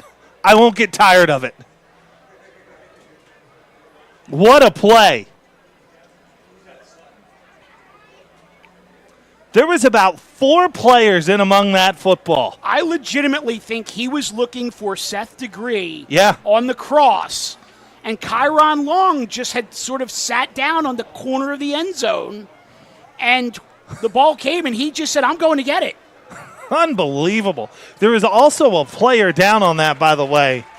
Back to his feet is Abdul Rahim White. Well, I think he took the brunt of the punishment from Kyron Long as Long was making the reception. It's also an illegal defense as well. So they will offset. And we'll do it again on 4th down. My goodness. I think the referees maybe need to have the option to go, you know what, that was filthy. We'll let that stand. Run it. Run it. You're good. You're good. Yeah. So it'll be 4th and goal from the 23 again. Man, oh man. And the crazy thing about that, Mike, is if Kyron Long doesn't go up and snatch it out of the air, I think Dooley hits Seth Degree for the touchdown. That catch is preposterous. My goodness. You and I have seen some ridiculous catches working together, and that might be in the top 5. It's certainly up there. That's incredible. So we'll do it again. We'll mark it up to the 18 now. I don't know why, but that's where they'll play it. The difference between a hold and an illegal defense divided by the square root of 2.4 seconds to go. That'll be the quarter. All that, and that'll be the quarter. The defense dominated the first half. The Flags dominated the third. One of the more interesting scoreless quarters we've had, though, for sure. We go to the fourth, 7-6 non-public league.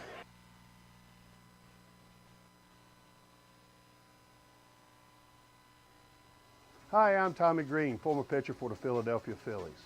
When I was in high school, it was very important to me to show scouts what I could do.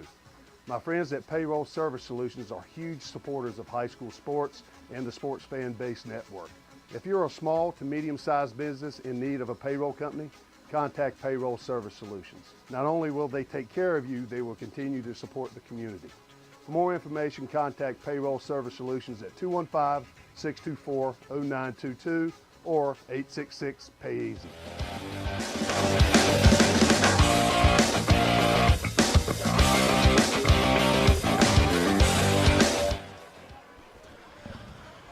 Set to start the fourth quarter here at Charles Martin Stadium at Northeast High. Stadium just about packed at capacity here on the home side for some football in May. 7-6 our score. The non-public league is in front, and they'll have a 4th and goal from the 19. Yeah, interesting, Mike. The home side is in the shade, which is where the capacity crowd is. Dooley drops, has time, steps up, under pressure, gets out of it once, not twice. Eventually able to bring him down for the public league is Sebastian Benjamin. And it'll be a turnover on downs. And Benjamin was not going to be denied on that. Had a shot, missed him, came back second time, got him.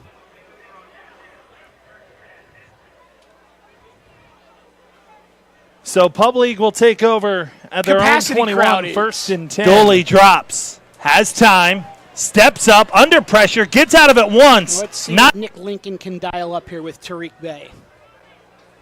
The one thing I've seen that's been consistent is no one can cover Yusef Terry. And he's at the top of your screen on 1st and 10.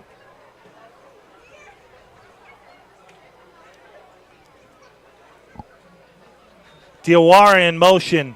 He'll get it. It's a double reverse, and there's a ton of open field for Adside.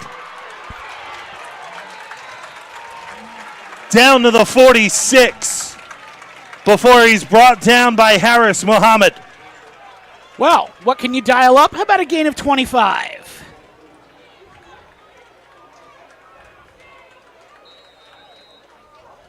A nice chunk play, and they caught the non-public defense all going to the right, and they went back to the left. Well, we talked about how aggressive both defenses have been, and the way to go against an over-aggressive defense like that is the misdirection.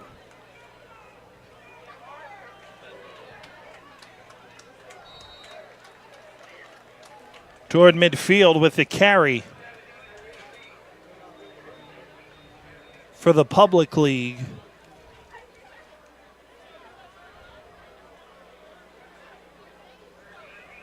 I believe that was 9, Dante Reese. I was just going to say, looked like Dante Reese.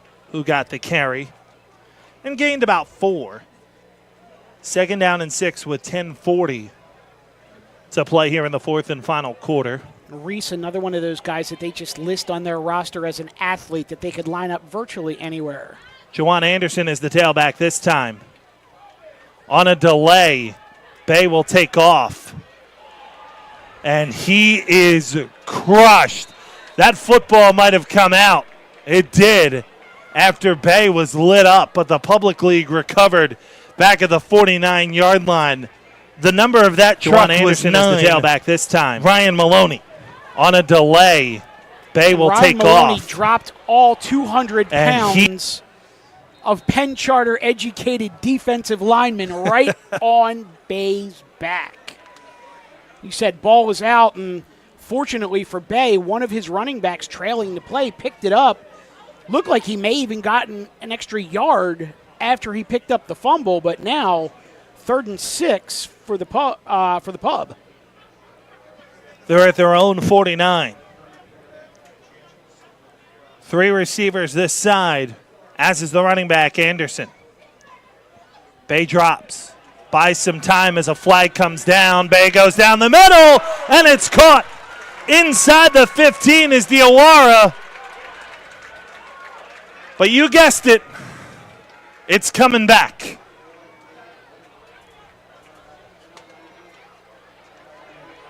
Tell you what, Mike, heck of a throw. Great catch by Diawara. You had Michael Alexander, the defensive back out of St. Joe's Prep, with a shoestring tackle to save a touchdown. Once again, though, the referees walk backwards.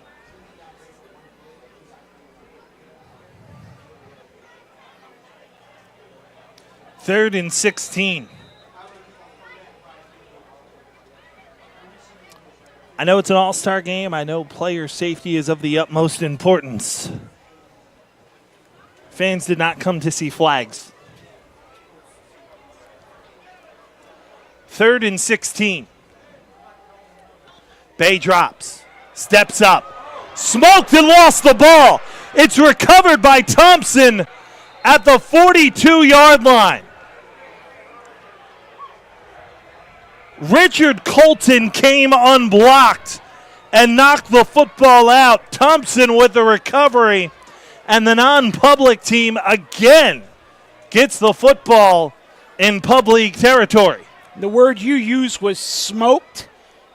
I couldn't come up with a better verb if I had a dictionary in front of me. Wow, what a shot. That one was knocked cleanly out. It might have been Javon Hinton who actually knocked the football out.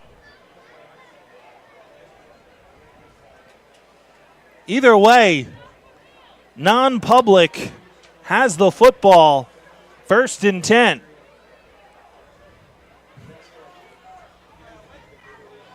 Goldsby in at quarterback, movement along the line. They're going to run a reverse here to Sanders. Jaleel Sanders, touchdown. No flags.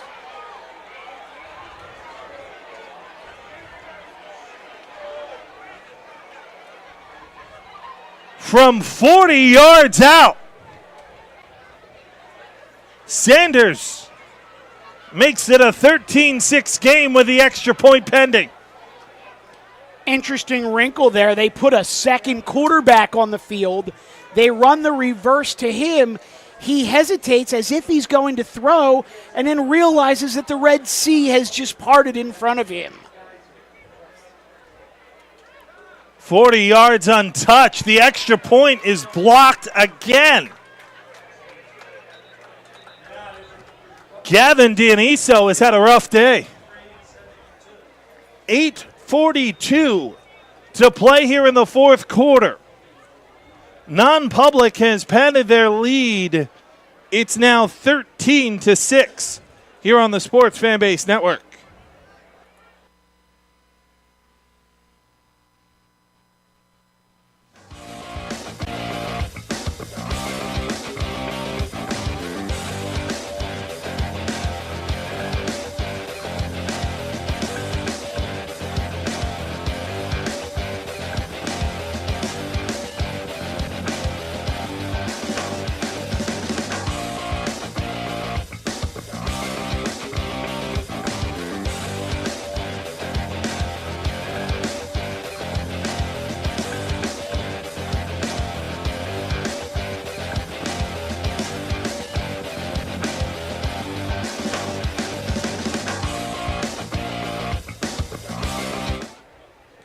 Thirteen 6, 8:42 to play here in the fourth quarter. Alongside Mike Mataraki, I am Mike Samsel. Great to have you along with us. And speaking of great, that play from Jaleel Sanders. Pretty unbelievable stuff. Looked like he was poised to throw the ball down the field and saw nothing but green in front of him and just decided to take off. Dioniso to kick it away. Driving kick at the 10. It's Rodriguez. Spun down at the 26-yard line. Two dominant things in this game, Mike. defense, and in the second half, penalties. Well, Mike, it was interesting little factoid that I found doing some homework here. In 2017, 2 years ago, the two teams combined for 28 penalties and 220 yards. However, that number was then surpassed last year. 32 penalties for nearly 300 yards. And it's the vast majority of the penalties come on either holding or the illegal defense. And there was a flag on that return as well, pushing it back to the 15.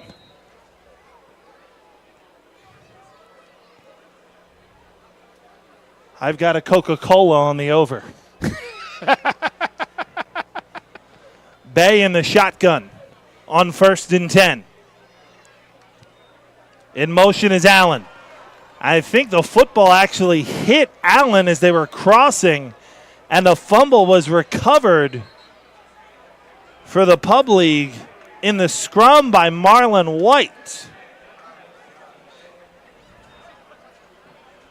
That not one for the highlight reel.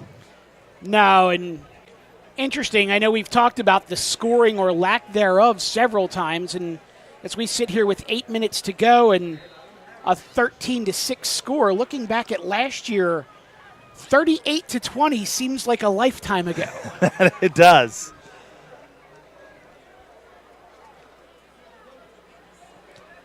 We just got to 20 combined. Bay in the shotgun. Screen out to the left. Looking to get Rodriguez in space. Turf Monster was the only one who had a shot at him and brought him down. A great move after the catch, and looked like he had a good 5 to 6 extra yards up that left sideline. But as you said, the Turf Monster, gotta hate when that happens. You said an extra 5 to 6 yards. I think if Rodriguez would have shook free, he might have been gone. Because there was only one man who had a decent angle on him. And Rodriguez gets moving quickly. 3rd and 5. Bay drops. Under some pressure, able to get out of it. Coxon fires down the right sideline, and it's caught. Near the 45-yard line, it's Nasir McCray-Dixon.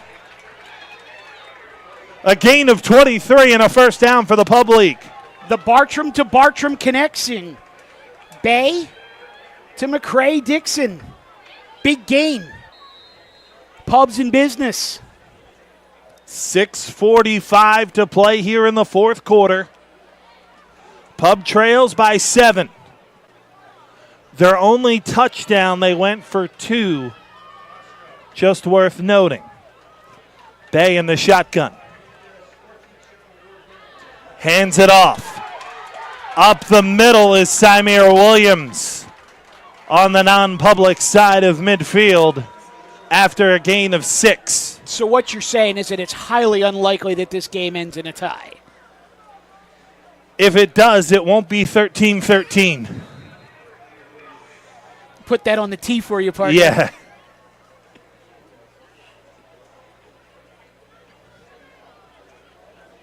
Second and 3. Rodriguez and Terry this side.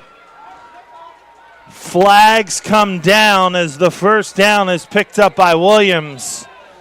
But I think Rodriguez started toward the line of scrimmage too early. I believe you are correct on that. And we also had quite a bit of hand fighting at the line of scrimmage between Zach Bugis and Yusef Terry. And the two of them never actually got off the line. They just sort of engaged. It's illegal hands to the face. Sorry, hairball on the defense. And it may have been that hand fighting that we discussed. Yeah. The took place right in front of the official on the near side, and if that was in fact what was spotted, it was obvious to us. Yeah. The pub down to the non-public 31. First and 10 with 5.5 to play. Bay drops back. Has time. Rolls to the right. Back this side. Bay makes another man miss. And is down to the 20. With a first down. Shades of Cam Newton there with 3 broken tackles and a nice gain for the quarterback. On this side of Charles Martin Stadium, a lot of public league fans, and you can hear they're starting to get excited the closer the pub league gets to the red zone. First and 10 from the 21, under 5 minutes to play. Looks like Pub is going with their heavy set offensive line package here. And Nick Lincoln wants to talk it over. 4:40 to play here in the fourth quarter, 13-6, but the pub league is driving. Hi, I'm Tommy Green, former pitcher for the Philadelphia Phillies. When I was in high school, it was very important to me to show scouts what I could do. My friends at Payroll Service Solutions are huge supporters of high school sports and the Sports Fan Base Network. If you're a small to medium-sized business in need of a payroll company, contact Payroll Service Solutions. Not only will they take care of you, they will continue to support the community. For more information, contact Payroll Service Solutions at 215-624-0922 or 866-PAY-EASY. First and 10 from the 21 for the pub league, trailing 13-6. With Mike Mataraki, I'm Mike Samsel. Great to have you along with us. The pub league has found their offensive footing in this drive, and it has all started with getting Tariq Bay a little bit of time. They used a running game and a quick passing game to put that non-pub defense on their heels a little bit, and now they've just taken the ball right up the field. Price the back and the eye over. Play action. Bay comes back out this side. Throws for the end zone and incomplete. And he took a shot. Diawara was the intended receiver, but that throw was really meant to be a throwaway as it was excellently covered in the non-public secondary, and the hit again came from Maloney. Yeah, Ryan Maloney wasn't leaving anything to the imagination on that one. He chased Bay down and he laid a smack on him.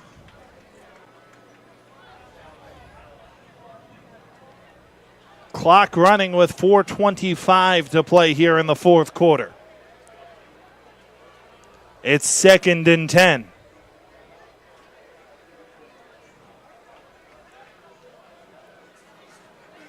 High formation, twins to the right are Diawara and McCray Dixon, the 6'5 receiver from Bartram. He's teammates with Bay. Bay and Price run into one another. Price gets it anyway. And we'll get about 5, setting up a third down and mid-range.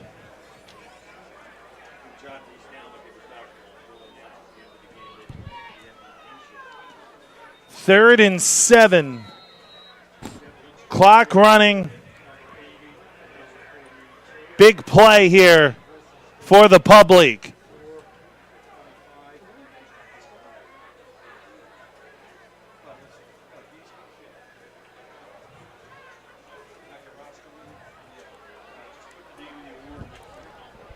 Third and 7. Lining up at quarterback this time is Terry in a Wildcat. Terry out to the left. Looks for some blocks and gets the corner. Terry is going to have a first down inside the 10. He's going to Baylor as a wide receiver. We have him listed as an athlete. The athletic ability on display there. You said he got a block, he got the corner, he got the first down. First and goal from the 8, under 3 minutes to play.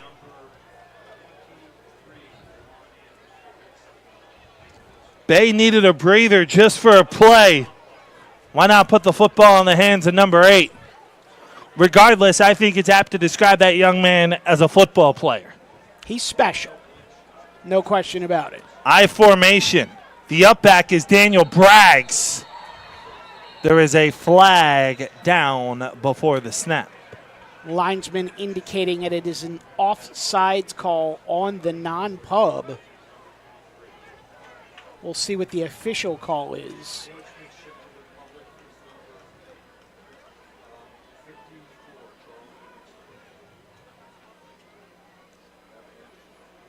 Referees discussing it.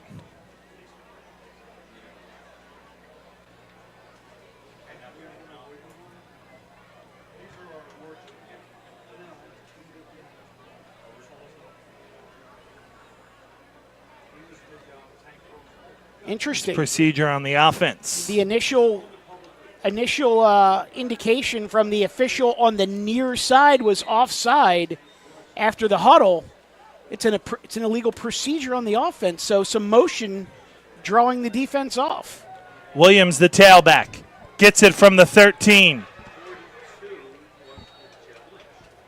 and fights down to the 10. Interesting here, Mike. It looks like Nick Lincoln has decided to use the non-pub's really aggressive defensive line to his advantage. Yeah. He's handing the ball off, and the defensive linemen are running right by the ball carrier, and they're picking up 3, 4, 5 yards at a time. They're getting too far down the field, exactly. Kyle Powell checks in on second and goal from the 10 as Williams will get a breather. Under 2 minutes to play here in the fourth. The up man is number 55, Daniel Braggs. Powell is behind him. Bay under center. Bay under pressure. Spins out of it. And then gets taken down eventually back around the 16. Kajay Frazier comes up with a stop. Bay under center. Bay under pressure. Spins out of it. And there is a flag down at the 11. Of course there is. Say what? Of course there is. And it looks, I was going to say it looked like it was being picked up, but yeah, not so much. Illegal defense.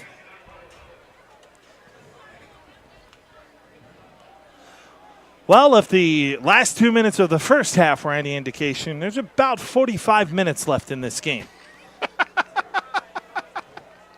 1:46 to play, 13-6.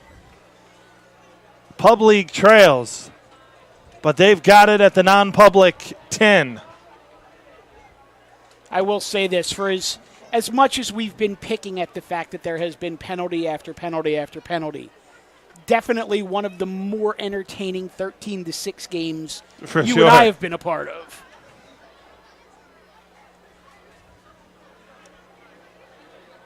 Let's see what Nick Lincoln can dial up here. Second 10. Right around the 11-yard line, so it might as well be a goal-to-go situation.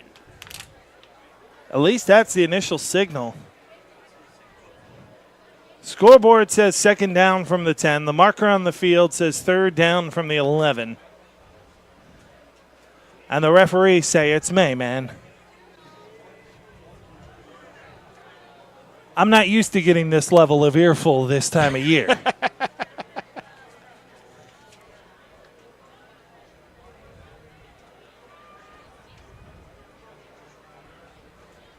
Now over to the other side of the field for Frank McCardle to have his go.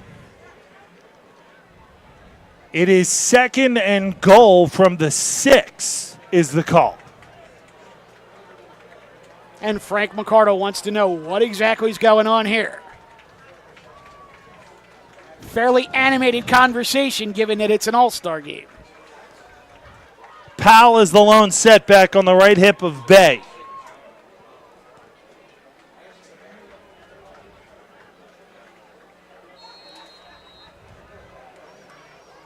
To the bottom of the screen is Terry. They give to Rodriguez on the sweep to the pylon. No signal. And they'll spot him out at about the centimeter line.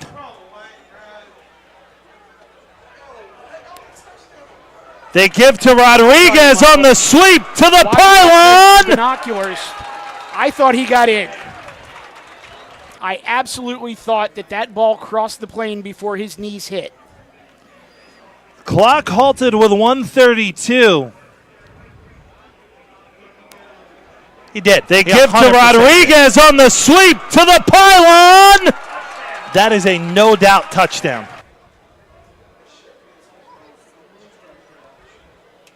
Instead, it's 3rd and goal from the 1.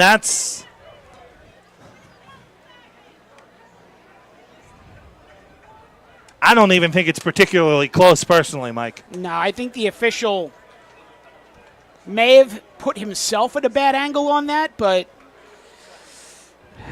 there's a reason the Association of American Football went out of business, and it's calls like that. Down marker says 4th down from the 2. Now it's 2nd down from the 2. I know this is a big play.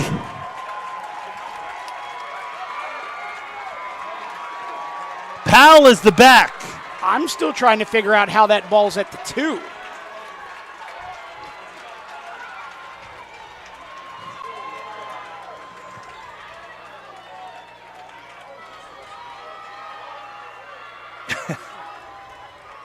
Football finally marked ready for play. Bay gives it to Powell. And he's down shy of the goal line. Urbanowski, the touchdown saving tackle. I actually think they got that one right. I do think he was short. Gives it to Powell. Urbanowski brought some of that Bucks County lumber from Archbishop Wood. Absolutely wrapped and spun him away from the goal line. Fans on their feet. 3rd and goal from the 1. The back is Price. Bay keeps it. Bay, touchdown, Public.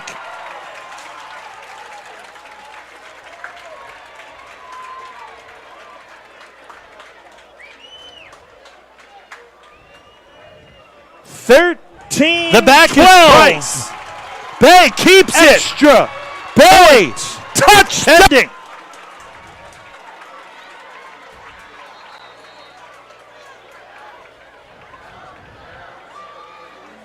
Timeout, Public. Interesting with all that pushing and shoving there. Chauncey Cretty from Conwell-Egan came out of the bottom of that pile with the ball in his hands. Officials indicating that Bay had broken the plane before the strip. Call stands, and here we go.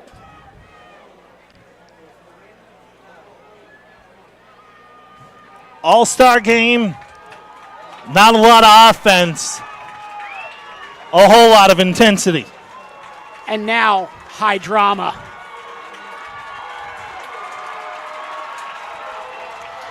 Public telling their fans to fire up. I actually think that's a bit to their disadvantage because they've got to hear the snap count and the play call. It'll essentially be one play for the lead and maybe the game from the 3. Price is the back.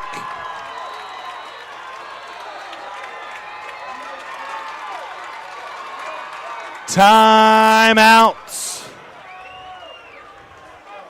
Non-public. Frank McCardle wants to talk it over. And not surprisingly so. Smart timeout. Get a look at the formation. See if you can match packages.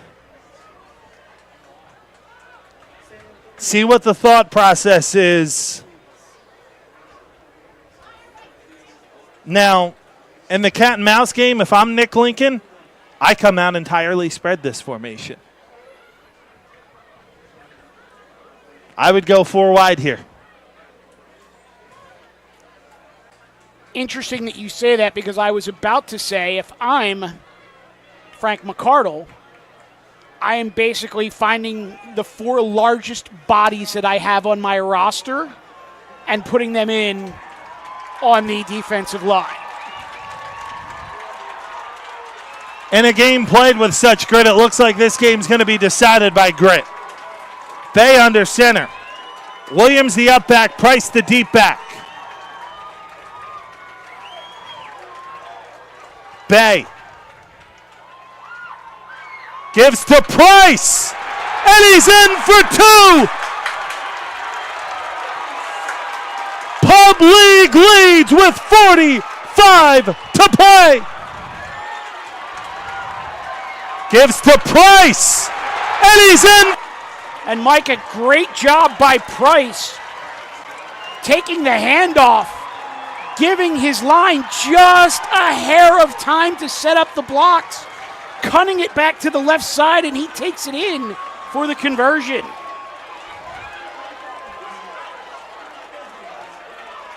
Two timeouts and 45 seconds remaining for the non-public team. Whether it's Sanders, Goldsby, or Dooley, they're going to be under pressure this drive from the public. The task is tall, no question. However, we do still have a kickoff coming here. Never we have that too. Never count it out in an all-star game.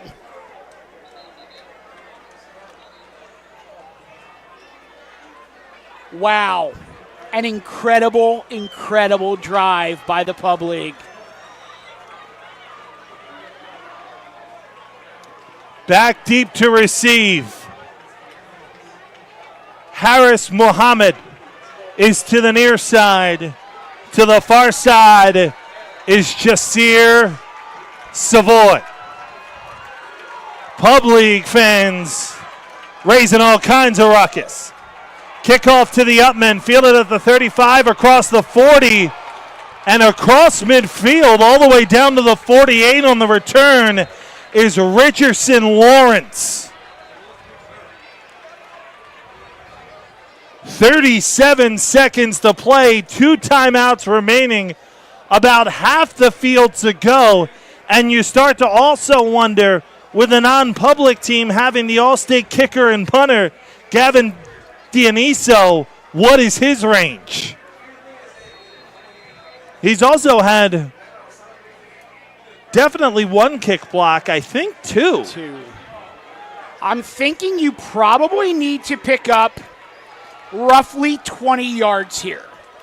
It's Goldsby who gets the nod at quarterback with Savoy on his right hip and trips to the top of your screen.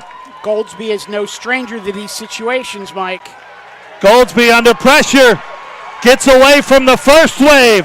Goldsby goes deep, and it is tipped and incomplete. Degree the intended receiver. Closing speed from Jordan Maroney to deflect it away. Goldsby under pressure.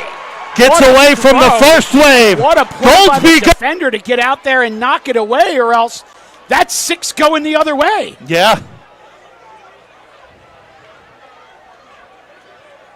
2nd and 10. What great theater. Couldn't have wrote it any better.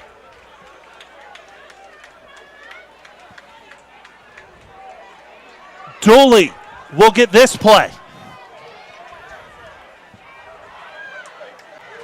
From the Pub 47. Defense chance from the Pub League fans. Dooley is hit, throws, and incomplete. The pressure came from Sebastian Benjamin. Dooley did a great job to get it away, but he's slow to his feet. And in fact, not to his feet. And the non-public team, Jackson Martinez in particular, furiously calling for a face mask. The offensive lineman for the non-public team is furious. We'll see if we could get another look.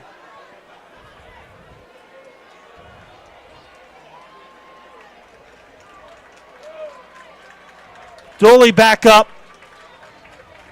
Glad to see that. Had a word for the official on the way by as well. Oh, that's a no-brainer.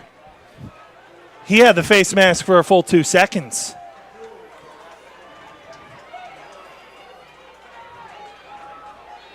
So now the question begs, do you go back to Goldsby or do you go to Jaleel Sanders?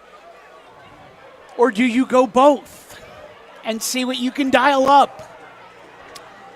I think Frank McCardle has been in a lot of tough situations with Jaleel Sanders.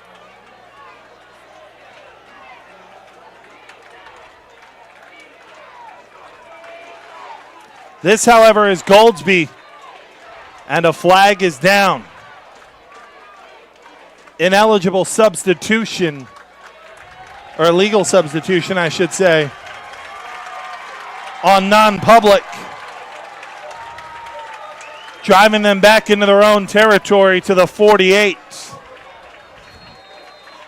It's 3rd down and about 20. Jaleel Sanders is in the game, one of 3 receivers out to the left. Goldsby drops, looks left, under pressure again and sacked.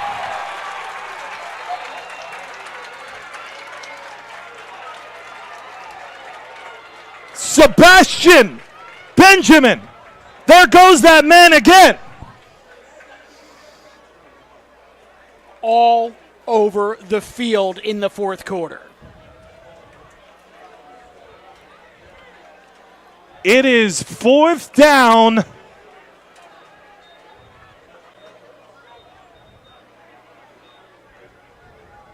And long. Let's see, 43, they need the 38. It's about 4th and 20. And it's interesting, just a minute ago we were talking about 20 yards to get into field goal range. Now we're looking at 21 just to keep the game alive. But we knew this defensive line for the Pub League would be ferocious this final drive. They've been all day, and they've shown nothing short of that in this final drive. So if you're Frank McCardle, what do you got? How deep into the bag of tricks can you go? You got to block first. I mean, yeah, honestly, it sounds oversimplified, but you really got to start there. You've just got to block to allow whatever quarterback enough time to get the football out of his hands. It will be Goldsby. With Savoy on his right hip. 4 receivers. Goldsby drops. Has time. Steps up. Takes off. And Goldsby gets hit out of bounds at the 43 with 2 seconds left. But that'll do it. That was 4th down. It's 1st down, Pub League. They've only got a knee left to take. I have to wonder if the play that Goldsby came off in favor of Dooley made him lose track of the downs and may have thought that was 3rd down. I don't know. Final 2 seconds tick away. Pub League wins in a thriller.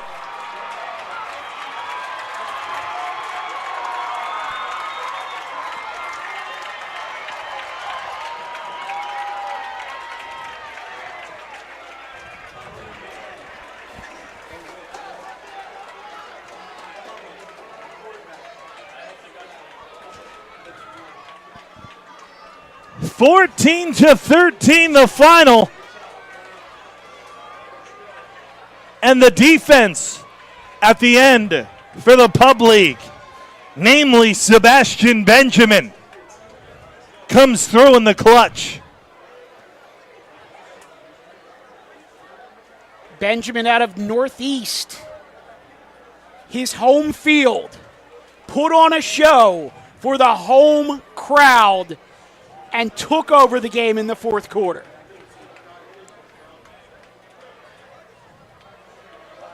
What a gutsy effort from both sides, but the Pub League quarterback, Tyreek Bay, going the whole way.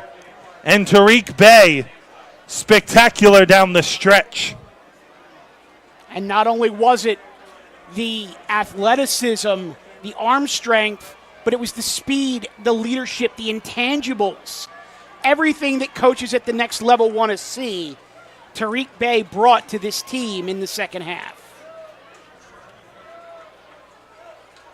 And the strength, the power of the run game, Jordan Price, the two-point conversion that ultimately won it.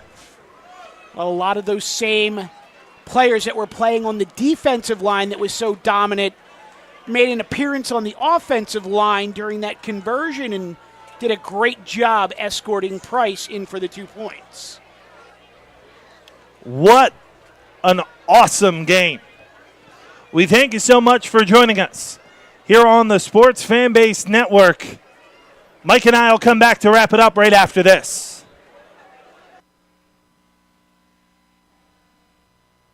Green, former pitcher for the Philadelphia Phillies. When I was in high school, it was very important to me to show scouts what I could do.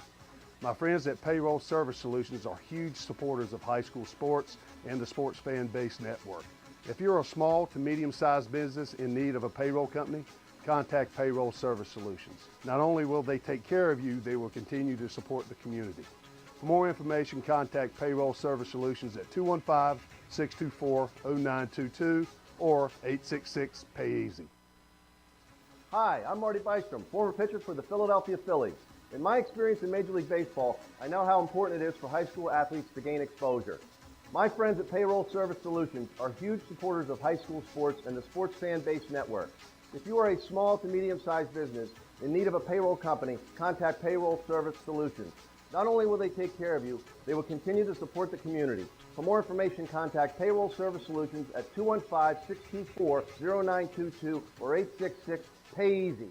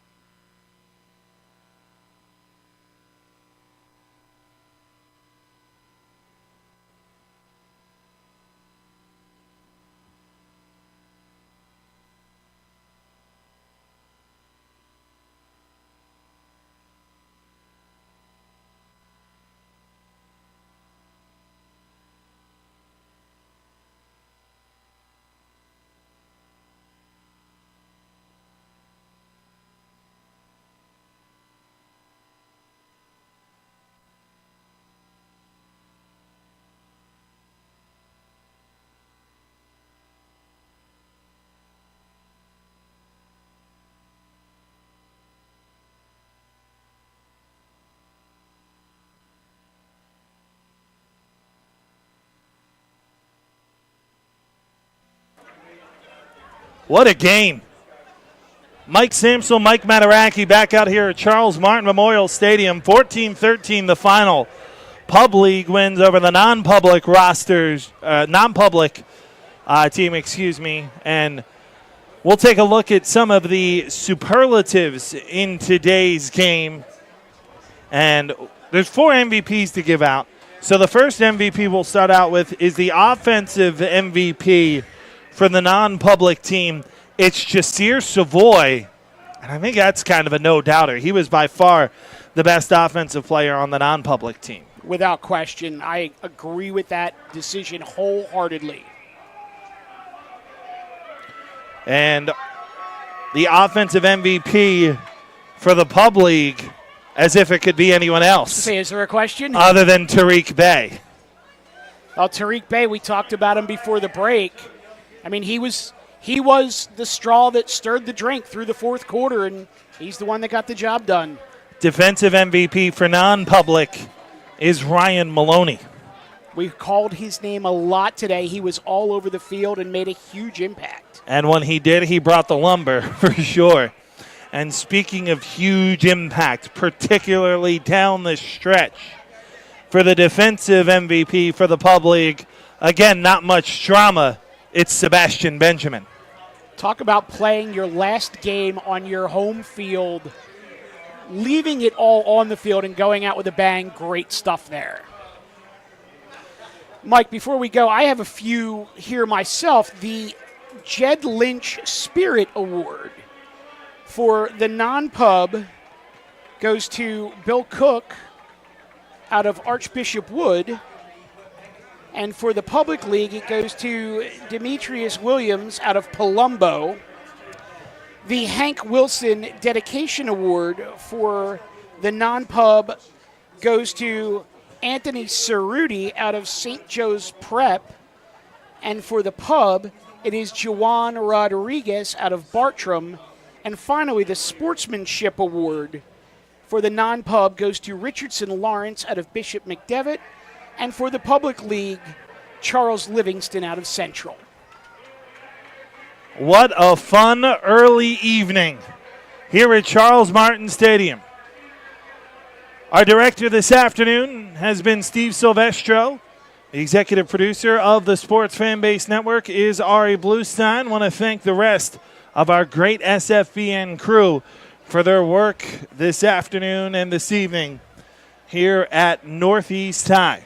Reminder that the 24-hour home of the Sports Fanbase Network, where you can see all of our broadcasts on demand, is thesfbn.com. Now for Mike Mataraki, I am Mike Samsel. Our final, it's the Pub League, pretty much at the buzzer, with a 14-13 win over the non-public team. Until next time, when we talk to you here on the Sports Fanbase Network, have a great evening, everyone.